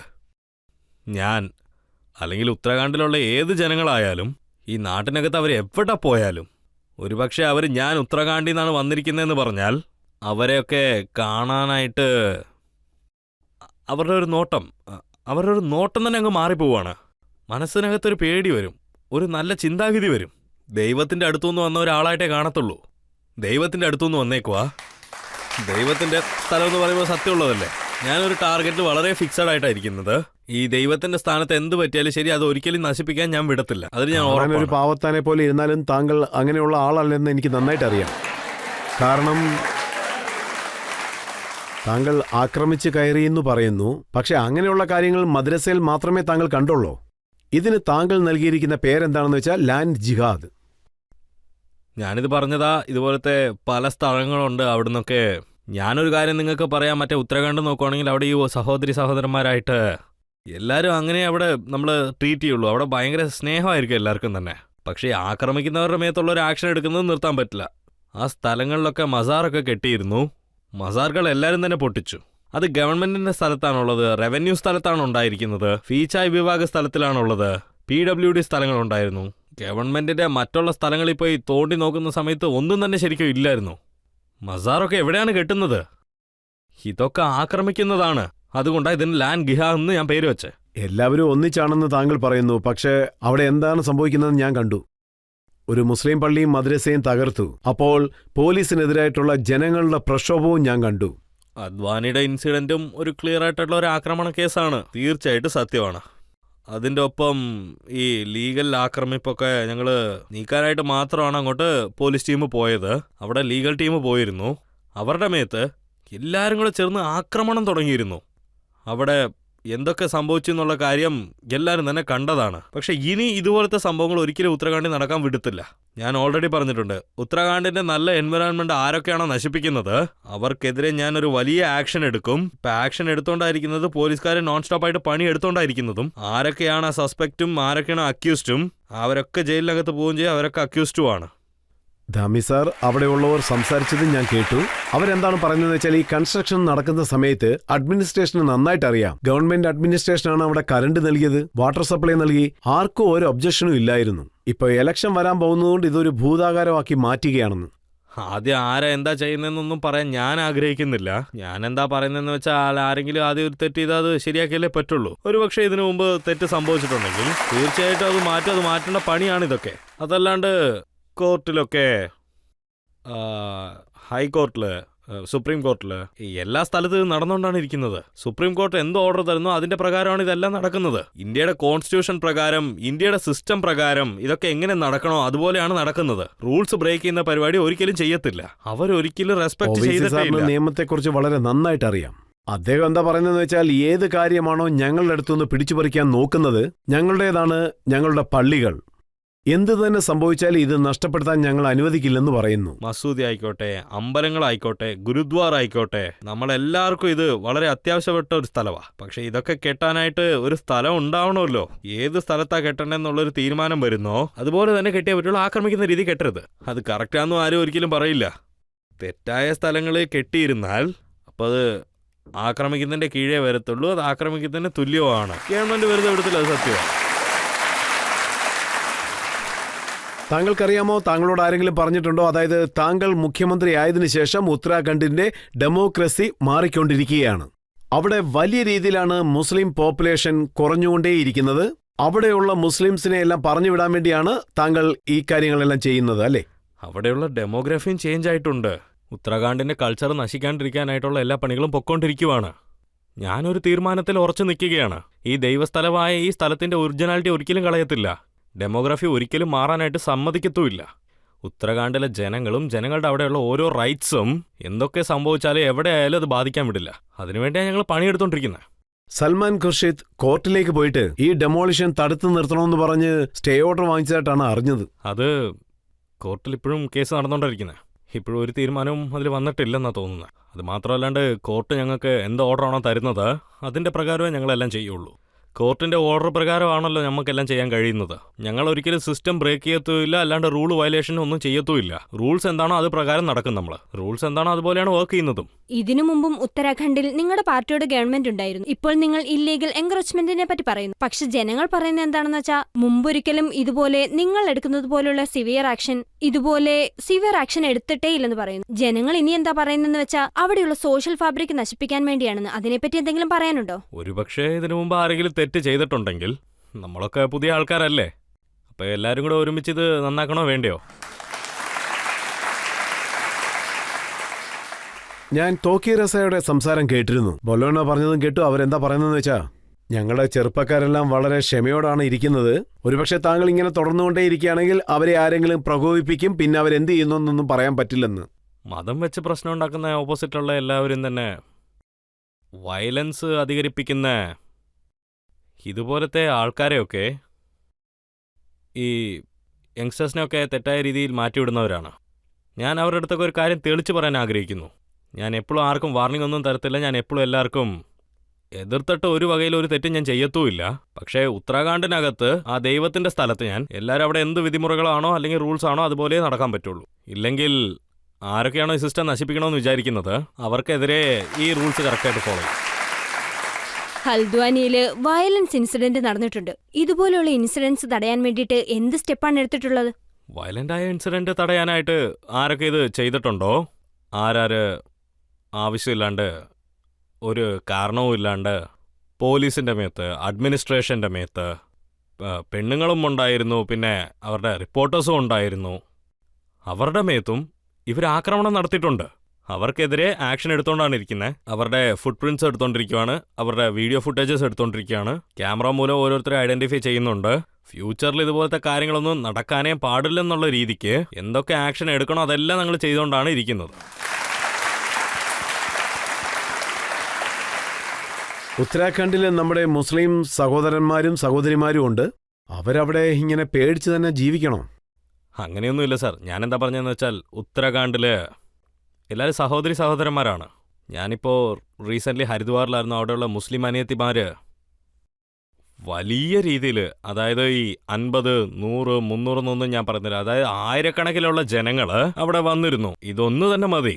ഇതുമൂലം തന്നെ എല്ലാവർക്കും അറിയാം, സൈലൻ്റായിട്ട് പണിയെടുക്കുന്നവർ, നല്ല രീതിയിൽ അവരുടെ കച്ചവടം നോക്കുന്നവർ ഈ നാടിനെ ഡെവലപ്പ് ചെയ്യാനായിട്ടാണ് കോൺട്രിബ്യൂട്ട് ചെയ്യുന്നത്. റൂൾസ് പ്രകാരം ജീവിക്കുന്നവരും ഉണ്ട് ഇവിടെ. റൂൾസ് ഫോളോ ചെയ്യുന്നവർ ഒരുപാട് പേരുണ്ട്. അവർക്ക് ഉത്തരാഖണ്ഡിൽ ഒരു പ്രശ്നവും ഇല്ലാണ്ടാണ് ഇരിക്കുന്നത്.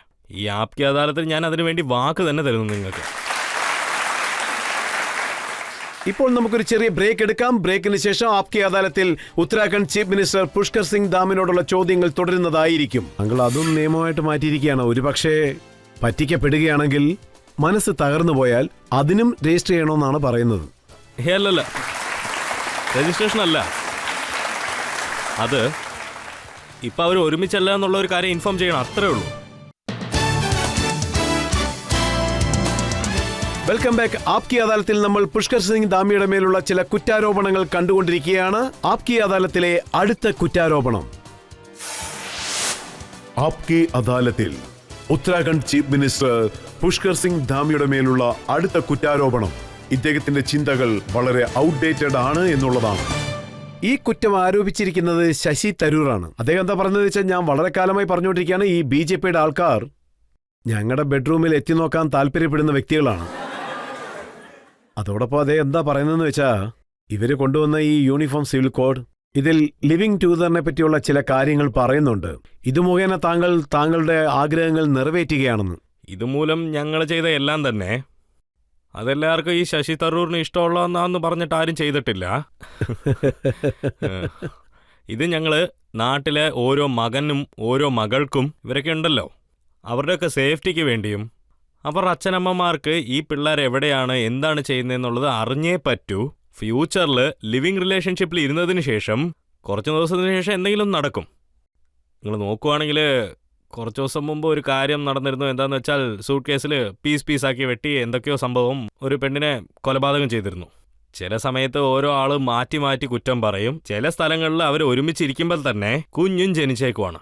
പിന്നെ ആ പിള്ളേർക്കൊക്കെ ഒരു വിധത്തിൽ ഒരു സെക്യൂരിറ്റിയും ഇല്ല, പിന്നെ ഒന്നും തന്നെ കിട്ടുന്നുമില്ല. പിന്നെ അവർക്ക് ഈ സ്വത്തിലൊന്നും ഒരു അവകാശവും കിട്ടുന്നില്ല എന്നാണ് സത്യം. അവരൊക്കെ വളരെ കഷ്ടപ്പെടുവാണ്. അവരെക്കുറിച്ച് ഒന്ന് ആലോചിക്കണം. അതിലും ശരിക്കും നമ്മുടെ അനിയത്തിമാര്, നമ്മുടെയൊക്കെ മക്കള്, അവരെല്ലാവരും ഇതിലുണ്ട്. അവരെല്ലാവരെയും കുറിച്ച് നമ്മൾ ആലോചിക്കണം.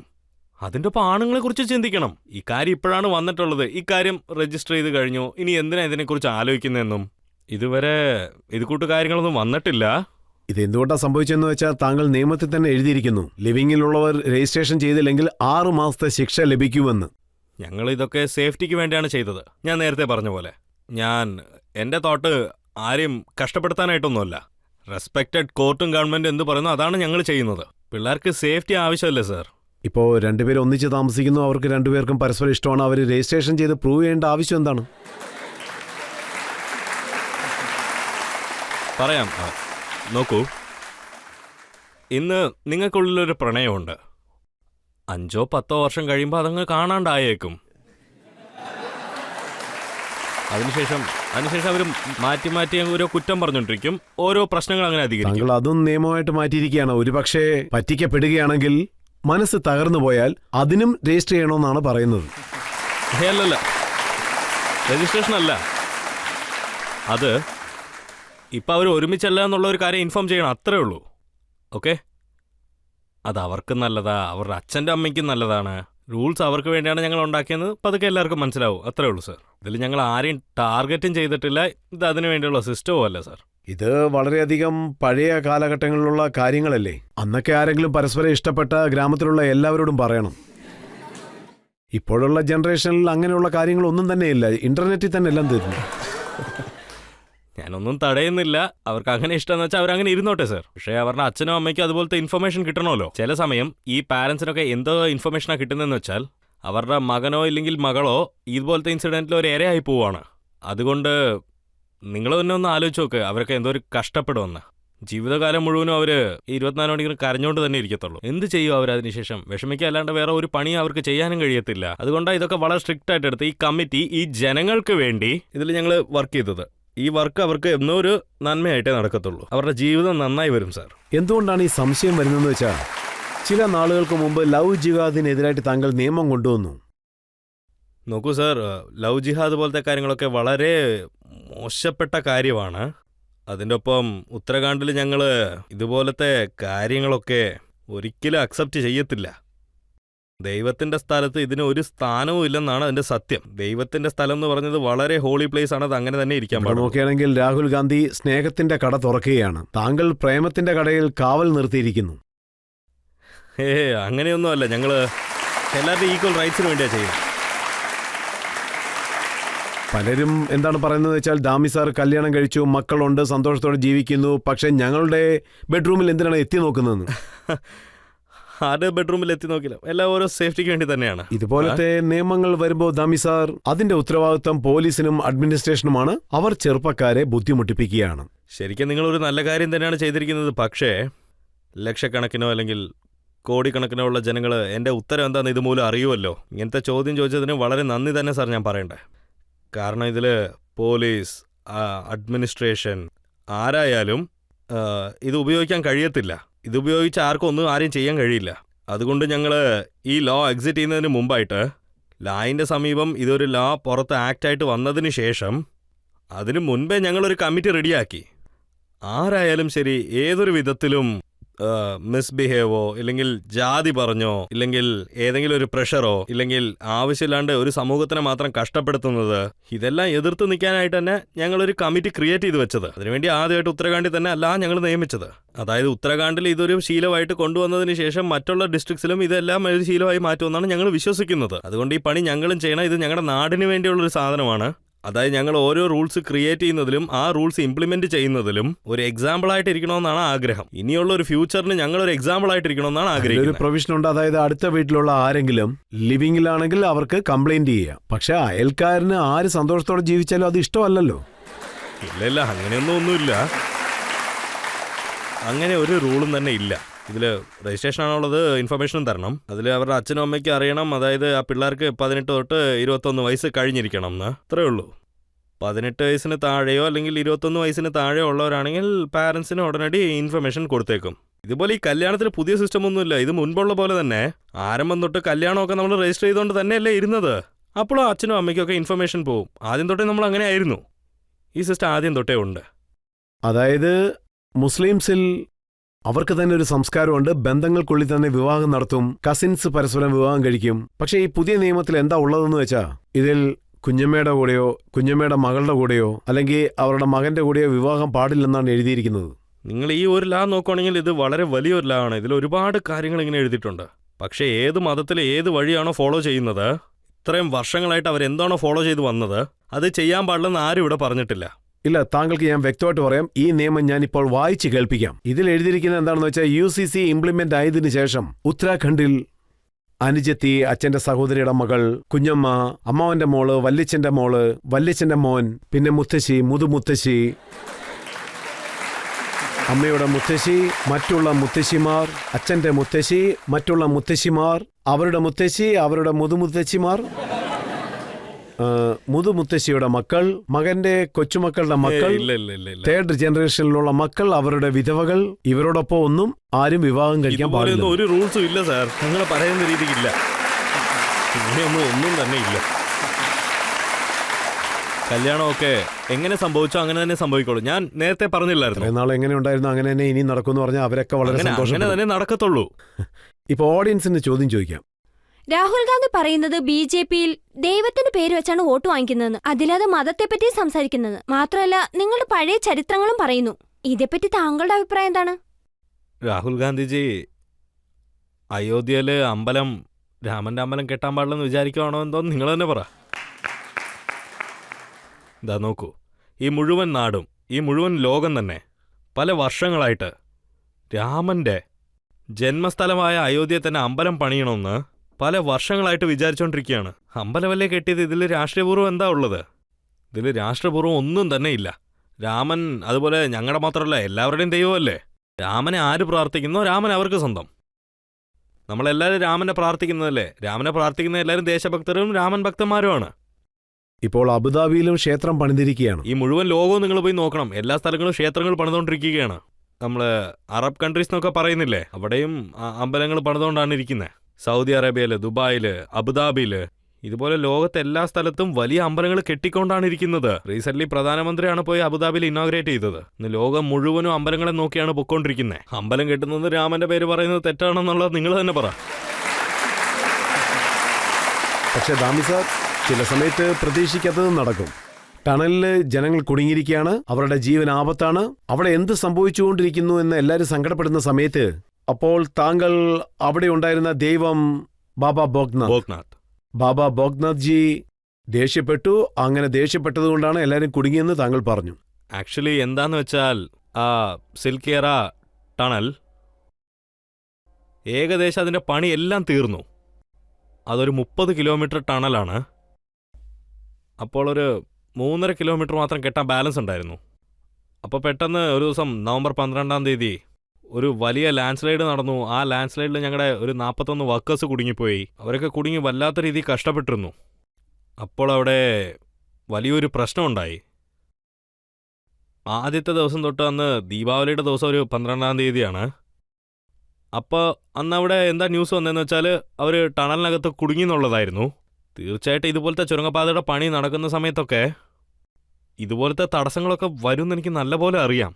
അപ്പം ഞാൻ എന്താ വിചാരിച്ചതെന്ന് വെച്ചാൽ ഈ പണി പെട്ടെന്ന് തീർന്നേക്കും, JCB ഉണ്ട്, ബൊക്ലൈൻ ഉണ്ട്, അതുകൊണ്ട് എല്ലാ പണിയും പെട്ടെന്ന് തീരുമെന്നായിരുന്നു ഞാൻ വിചാരിച്ചുകൊണ്ടിരുന്നത്. ആദ്യത്തെ ദിവസം പണി തുടങ്ങി.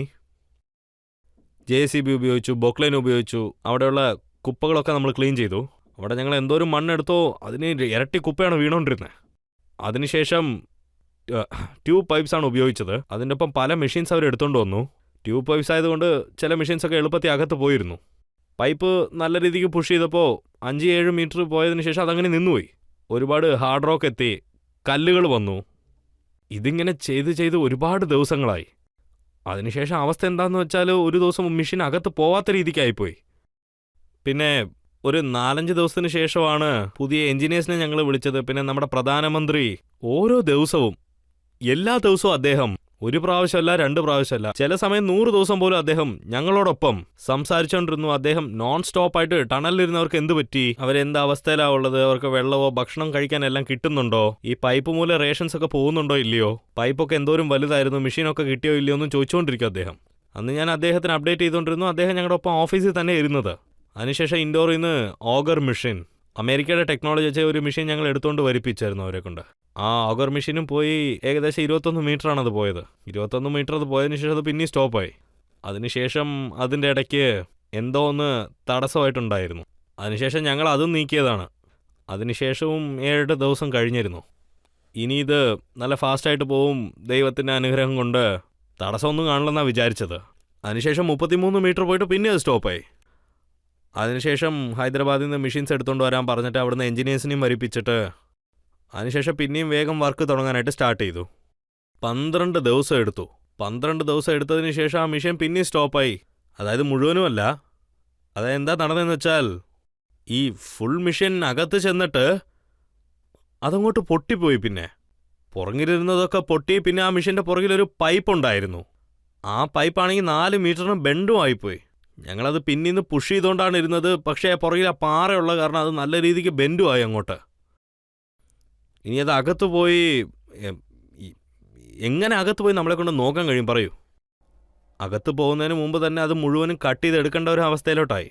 ഒരു 3 മണിക്കൂറിൽ 1 മീറ്ററിൻ്റെ പൈപ്പേ കട്ട് ചെയ്യാൻ പറ്റുള്ളൂ. അത് റോഗർ മെഷീനാണ് ചെയ്തത്. 38 മീറ്റർ അങ്ങനെ കട്ട് ചെയ്താണ് എടുത്തത്. അതിന് 3 ദിവസമേ ആയുള്ളൂ. 3 ദിവസത്തിന് ശേഷം മുഴുവൻ മെഷീനും പുറത്ത് വന്നതിന് ശേഷം അപ്പോൾ അവിടെ ഈ റെഡ് മൈനസ് ഈ താഴെയൊക്കെ കുഴി തോണ്ടിയും വെള്ളം എടുത്തും പോകുന്ന ആളുകളുണ്ടായിരുന്നു.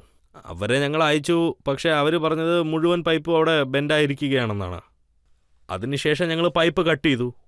വെൽഡിങ് മെഷീൻ, പിന്നെ ആ കട്ട് ചെയ്യുന്ന മെഷീൻ ഉണ്ടാവും, ആ കട്ടർ, അതുമൂലം കട്ട് ചെയ്ത് ഞങ്ങൾ പൈപ്പ് പുറത്തെടുത്തു.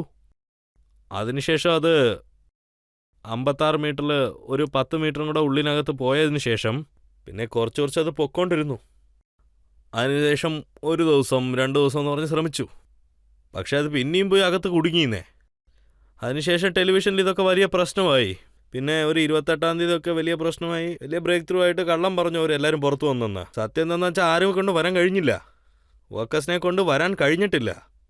ഉച്ച ഒരു 2 മണിയാകുമ്പോൾ എല്ലാവരും ആ കാര്യം അറിഞ്ഞ് എല്ലാ ചാനലും അത് ടെലികാസ്റ്റ് ചെയ്യാൻ ആരംഭിച്ച്.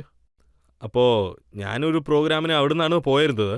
ഞാൻ അവിടെ ഇരുന്ന് ക്യാമ്പിങ് ചെയ്തുകൊണ്ടിരുന്ന. പിന്നെ പ്രധാനമന്ത്രിക്ക് അവിടുന്ന് എല്ലാ ഇൻഫർമേഷൻസും ഞാൻ എന്താ സംഭവിക്കുന്നത്, എന്താണ് അവിടെ നടക്കുന്നത്, എല്ലാ സിറ്റുവേഷൻസും ഞാൻ. പിന്നെ വൈകുന്നേരം 3 മണിക്ക് ഞാൻ പിന്നെയും തിരിച്ചു വന്നു. എന്താടാ ടി വിയിൽ ഇങ്ങനെയൊക്കെ പറഞ്ഞുകൊണ്ടിരിക്കുന്നതെന്ന്. പക്ഷേ ഇവിടെ നോക്കിയാൽ പൈപ്പ് പോലും ശരിക്കും അകത്ത് പോയില്ല. ശരിക്കും എല്ലാ സ്ഥലത്തും തെറ്റായ ന്യൂസാണ് പോയത്. ജനങ്ങളെല്ലാവരും സെലിബ്രേറ്റ് ചെയ്യാൻ ആരംഭിച്ചു. ദീപാവലി അല്ലെങ്കിൽ ഒരു വലിയ ഫംഗ്ഷനൊക്കെ പോലെ തന്നെ.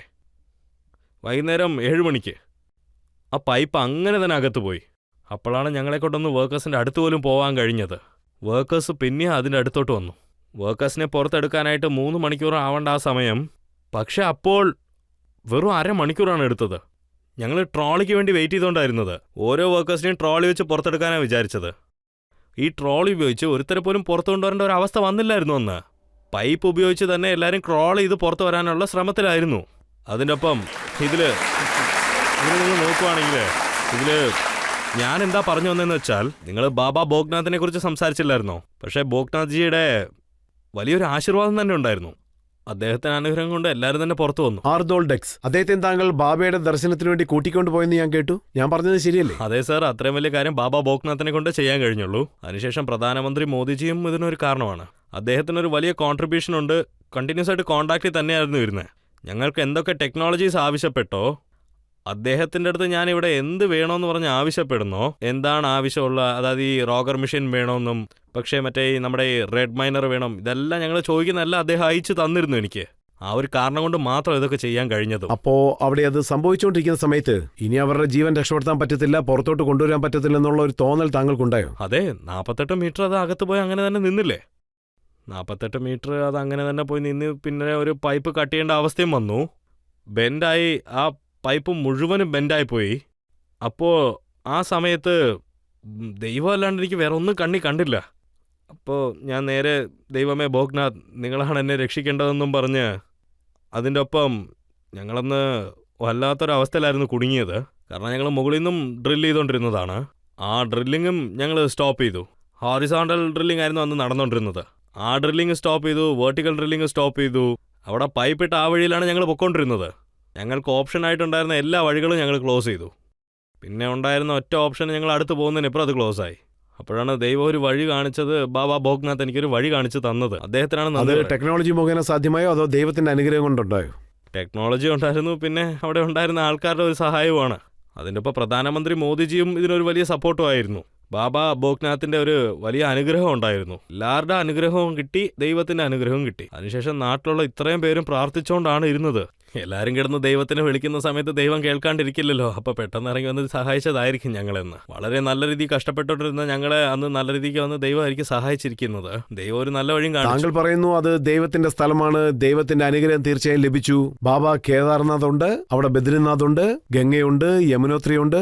പക്ഷേ അതേ ഉത്തരാഖണ്ഡിലാണ് ഇടയ്ക്കിടയ്ക്ക് പ്രശ്നങ്ങൾ ഉണ്ടായിക്കൊണ്ടിരിക്കുന്നത്. ചില സമയങ്ങളിൽ ജോഷിമഠിൽ ലാൻഡ് സ്ലൈഡ് സംഭവിക്കുന്നു, അതായത് മണ്ണെല്ലാം ഇടിഞ്ഞു വീഴുന്നു. അതെ സർ, പ്രശ്നങ്ങൾ വന്നുകൊണ്ട് തന്നെ ഇരിക്കും, ചാലഞ്ചസും വന്നുകൊണ്ടേ ഇരിക്കുള്ളൂ. ഉത്തരാഖണ്ഡ് ജനങ്ങളായ ഞങ്ങൾ ഈ ചാലഞ്ചസ് ഒക്കെ അക്സെപ്റ്റ് ചെയ്തോളാം. അതിനൊപ്പം ദൈവത്തിൻ്റെ അനുഗ്രഹം കൊണ്ട് വരുന്ന വലിയ പ്രശ്നങ്ങളും വളരെ എളുപ്പത്തിൽ ഞങ്ങൾ കടന്നു പോകുന്നു. എല്ലാം ദൈവത്തിൻ്റെ ഓരോ കളികളാണ്.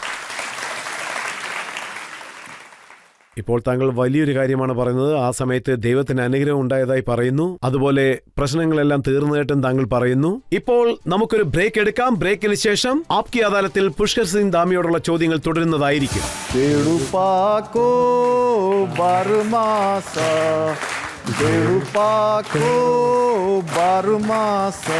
नरण का फल पाको चैत मेरी सैला, नरण का फल पाको चैत मेरी सैला.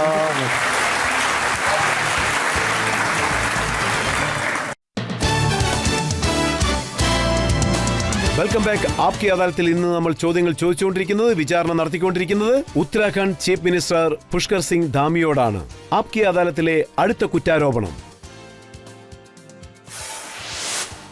ആപ്കി അദാലത്തിൽ ഉത്തരാഖണ്ഡ് ചീഫ് മിനിസ്റ്റർ പുഷ്കർ സിംഗ് ധാമി മേലുള്ള അടുത്ത കുറ്റാരോപണം എന്താണെന്ന് വെച്ചാൽ അദ്ദേഹത്തിന്റെ ചില തീരുമാനങ്ങൾ ജനങ്ങളെ ദേഷ്യപ്പെടുത്തുന്നു. ഇവിടെ നോക്കുകയാണെങ്കിൽ കോൺഗ്രസിലുള്ളവർ എന്താണ് പറയുന്നതെന്ന് വെച്ചാൽ താങ്കൾ തെറ്റായ തീരുമാനങ്ങളാണ് എടുക്കുന്നത്. അതായത് സാധനങ്ങളുടെ വില കൂടിക്കൊണ്ടേ പോകുന്നു, ഡീസലിന്റെ വില കുറയുന്നു, വെള്ളത്തിന്റെയും കറണ്ടിന്റെയും റേറ്റ് കൂടി, പക്ഷേ സാധനങ്ങൾ കിട്ടാനില്ല. ഇപ്രാവശ്യം മദ്യത്തിൻ്റെ റേറ്റ് കൂട്ടിയിട്ടുണ്ട്, അതിൻ്റെ റവന്യൂയും കൂട്ടിയിട്ടുണ്ട്, വീട്ടിലുള്ള ആൾക്കാർക്ക് ഒരു ചാൻസും കൊടുത്തിട്ടുണ്ട് സാർ. ഇപ്പോൾ 2 ദിവസം മുമ്പ് ഒരു പുതിയ എക്സൈസ് പോലീസുകാരെയും ഞങ്ങൾ കൊണ്ടുവന്നിട്ടുണ്ട്. ഇത് കാരണം ജനങ്ങൾ ദേഷ്യപ്പെടില്ലേ? ലോക്കലിലുള്ള ചില യൂണിറ്റ്സ്, ലോക്കലിൽ ചില ഇൻഡസ്ട്രീസ് ഒക്കെ ഉണ്ടല്ലോ, പാടത്തിൽ നടക്കുന്ന ചില ഉൽപ്പാദനങ്ങളൊക്കെ അവർ ചില ഉൽപ്പത്തിയൊക്കെ ചെയ്യുന്നുണ്ട്. ജനങ്ങൾക്ക് ഒരുപാട് ജോലി സാധ്യതകളുണ്ട്. ഇതെല്ലാം ഞങ്ങൾ അധികരിപ്പിച്ചിട്ടുണ്ട്. അത് മാത്രമല്ലാണ്ട് നോക്കുവാണെങ്കിൽ എല്ലാ കാര്യങ്ങളിലും ഞങ്ങൾ വളർന്നുകൊണ്ട് തന്നെയാണ് ഇപ്പോൾ ഇരിക്കുന്നത്. താങ്കൾ മറ്റൊരു നിയമവും കൊണ്ടുവന്നിട്ടുണ്ട്. അതിൽ എക്സാമിൽ ചീറ്റ് ചെയ്യുകയാണെങ്കിൽ വലിയ ശിക്ഷ ലഭിക്കുമെന്നാണ് പറയുന്നത്. അതിന് പെനാൽറ്റി ഈടാക്കുമെന്നും പറയുന്നു. നിയമങ്ങൾ നല്ലതാണ്, പക്ഷേ ഇതിന് താങ്കൾ നൽകുന്ന ശിക്ഷ ആർക്കും ഇഷ്ടപ്പെടുന്നില്ല. രജത് സാർ, നിങ്ങൾ ചോദിച്ച ചോദ്യത്തിൽ നിന്ന് എനിക്ക് എന്താ തോന്നുന്നതെന്ന് വെച്ചാൽ, എനിക്ക് എപ്പോഴും ഒറ്റ കാര്യം തോന്നുള്ളൂ, ഞങ്ങൾ എല്ലാ കാര്യവും നല്ലപോലെ ആലോചിച്ച് തീരുമാനിക്കത്തുള്ളൂ എപ്പോഴും.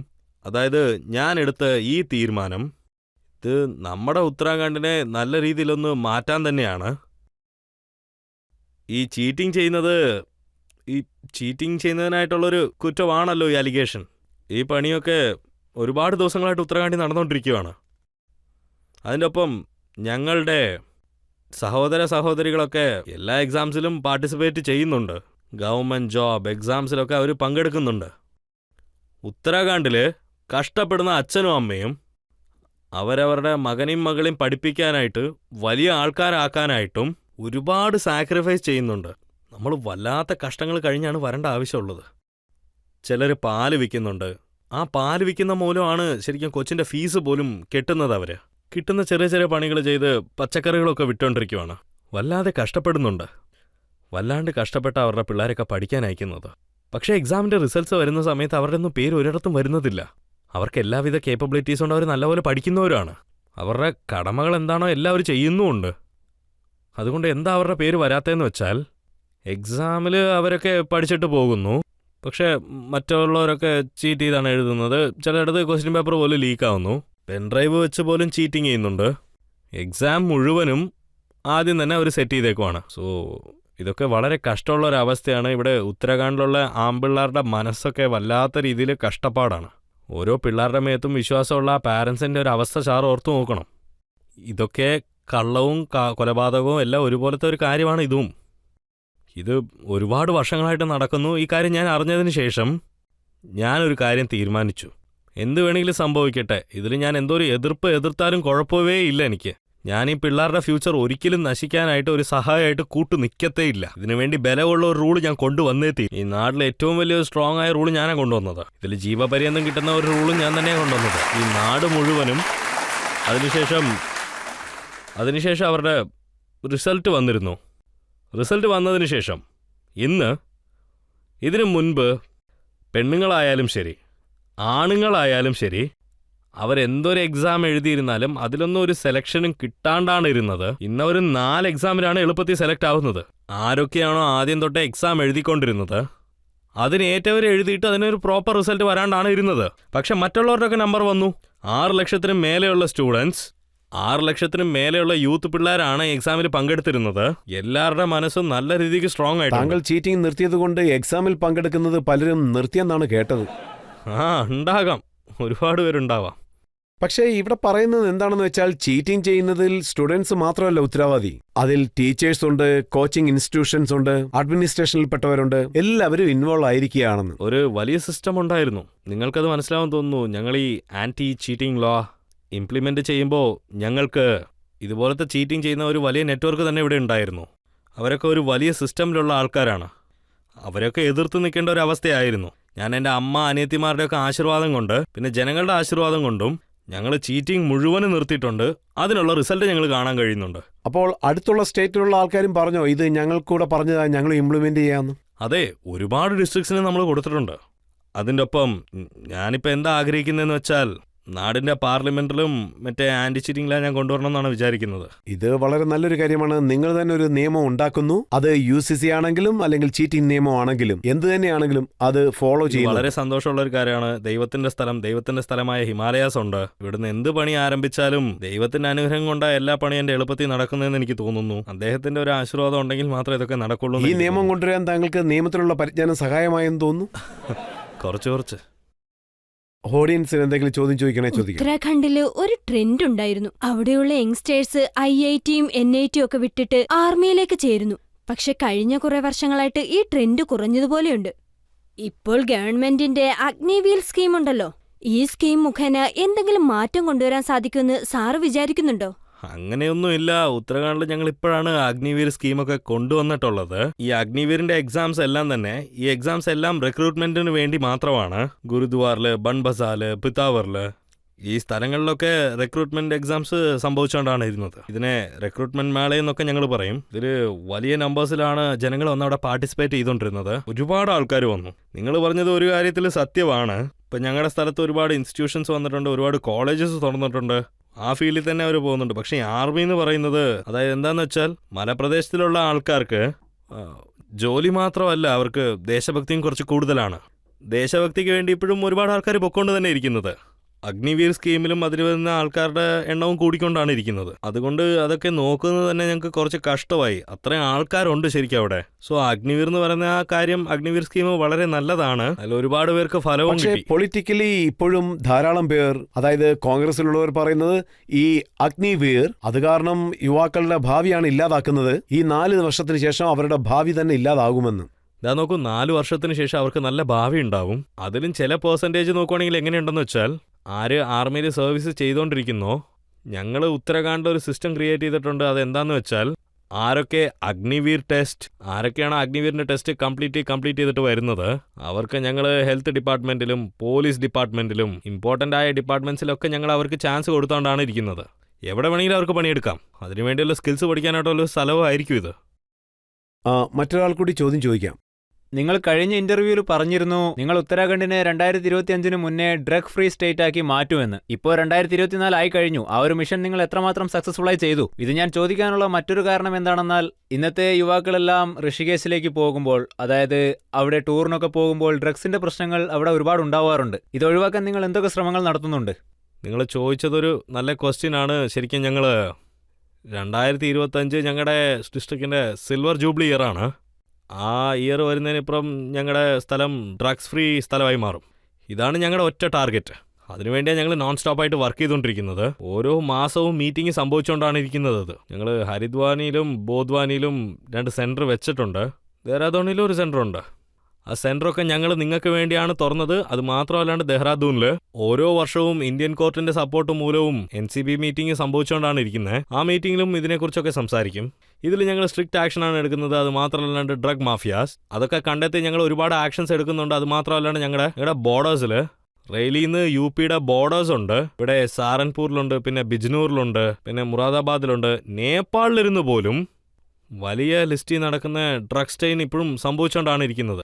ആ ഡ്രഗ്സ് ട്രെയിന് പൊട്ടിക്കാനായിട്ട് ഇതിനുവേണ്ടി ആന്റി ഡ്രഗ്സ് ഓഫീസേഴ്സ് ഒരുപാട് പേര് ഞങ്ങൾ നിയമിച്ചിട്ടുണ്ട്. ഇനിയും ആൾക്കാർ വരുന്നുണ്ട്.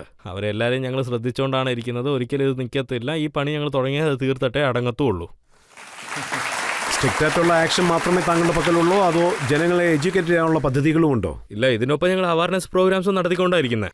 സ്കൂൾസിൽ, കോളേജസിൽ, അതിലും കറക്റ്റായിട്ട് പറയണമെങ്കിൽ പോലീസ് ഡിപ്പാർട്ട്മെൻറ്റിലും ഹെൽത്ത് ഡിപ്പാർട്ട്മെൻറ്റിലും. ഈ ഡിപ്പാർട്ട്മെൻറ്റ് ഞങ്ങൾ ഇതിൽ ജോയിൻ്റ് ചെയ്ത് നൂഡിലാക്കിയിട്ടുണ്ട്. 2 ഡിപ്പാർട്ട്മെൻറ്റ് ഇതിൽ കൂടെ ചേർന്ന് പണിയെടുത്തുകൊണ്ടാണ് ഇരിക്കുന്നത്. എൻ്റെ തൊട്ടടുത്തിട്ടുള്ള എല്ലാ ഡിസ്ട്രിക്ട്സിലും ഇതിൻ്റെ അവയർനെസ് പ്രോഗ്രാംസ് ആണ് സംഭവിച്ചുകൊണ്ടിരിക്കുന്നത്. അവരുടെ അച്ഛനും അമ്മയ്ക്കും ഇതിനെക്കുറിച്ച് അറിയേണ്ട പ്രോഗ്രാംസും സംഭവിച്ചുകൊണ്ടാണ് ഇരിക്കുന്നത്. അപ്പോൾ ഇതിനെ വേരോടെ പിഴുതെടുക്കുന്ന കാര്യം വളരെ ഇമ്പോർട്ടൻ്റ് ആയിട്ട്. പക്ഷേ ഇത് ഉത്തരാഖണ്ഡിന് മാത്രമല്ല, ശരിക്കും ഈ മുഴുവൻ നാടിന് ഇത് വളരെ സാർ, അത്യാവശ്യമാണ്. എന്റെ ചോദ്യം എന്താണെന്ന് വെച്ചാൽ, ഉത്തരാഖണ്ഡിന്റെ ഒരു ഫേമസ് സോങ് ഉണ്ടല്ലോ, ബേഡോ മാക്കോ എന്ന സോങ്, അത് നിങ്ങൾ പാടി കേൾക്കാൻ ആഗ്രഹമുണ്ട് സാർ. എല്ലാ ഉത്തരാഖണ്ഡുകാരും നിങ്ങളെ കണ്ടുകൊണ്ടിരിക്കുകയാണ് സാർ. എൻ്റെ ഒപ്പം നിങ്ങളും ഒപ്പം പാടുവോ? തീർച്ചയായിട്ടും സാർ. बेड़ुपाको बारमासा बेड़ुपाको बारमासा नरण का फल पाको चैत मेरी सैला नरण का फल पाको चैत मेरी Saila. Thank you so much sir. Dhami sir, ഈ പാട്ട് എങ്ങനെയുള്ള അറ്റ്മോസ്ഫിയറിലാണ് ഉണ്ടായതെന്ന് വെച്ചാൽ ഇനി താങ്കളെ കുറ്റപ്പെടുത്തുന്നതിൽ ഒരർത്ഥവും ഇല്ല. ഞങ്ങൾ താങ്കളോട് പല ചോദ്യങ്ങളും ചോദിച്ചു, പക്ഷേ താങ്കൾ അതിൽ നിന്ന് രക്ഷപ്പെടാൻ ശ്രമിച്ചില്ല. എല്ലാ ചോദ്യങ്ങൾക്കും വളരെ വ്യക്തതയോടെ ഉത്തരം നൽകി. ഇപ്പോൾ നമുക്കൊരു ബ്രേക്ക് എടുക്കാം. ബ്രേക്കിന് ശേഷം ഇന്നത്തെ ജഡ്ജിയായ ഗോവിന്ദ് സിംഗിന്റെ ജഡ്ജ്മെന്റ് എന്താണെന്ന് നമുക്ക് നോക്കാം.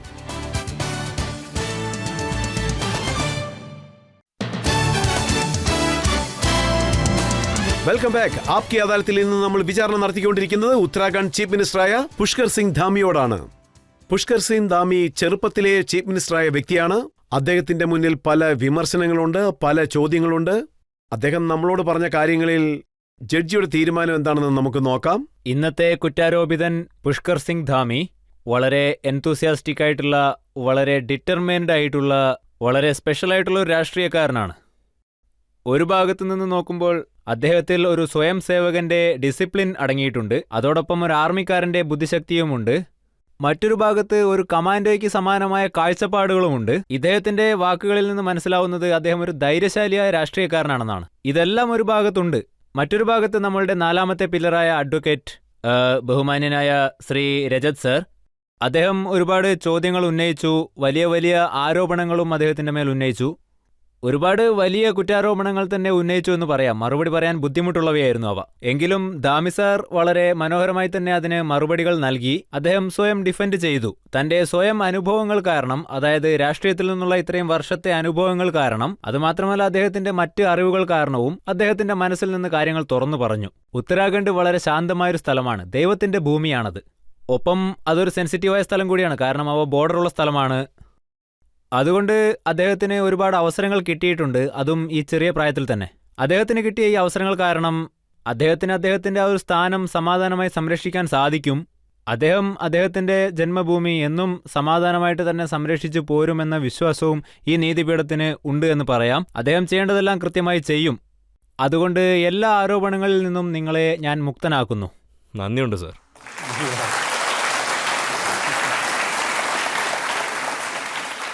പുഷ്കർ സിംഗ് ധാമി വളരെ ചെറിയ പ്രായത്തിൽ മുഖ്യമന്ത്രിയായിരിക്കുന്നു. ആ സ്ഥാനത്ത് വന്ന് കുറച്ചു കാലമേ ആയിട്ടുള്ളൂ. ഇദ്ദേഹം വിജയത്തിന്റെ കൊടി നാട്ടിയിരിക്കുകയാണ്. അദ്ദേഹം ഇതുപോലെ തന്നെ ജനങ്ങൾക്ക് സേവനം ചെയ്യുമെന്നും ജനങ്ങളുടെ വിശ്വാസത്തിന് പാത്രമാകുമെന്നും ഇനിയും കൂടുതൽ ഉയരങ്ങളിൽ അദ്ദേഹം എത്തുമെന്നുള്ള വിശ്വാസത്തോടുകൂടി ആപ്കി അദാലത്തിലെ ഇന്നത്തെ വിചാരണ ഞാൻ അവസാനിപ്പിക്കുകയാണ്. Thank you sir.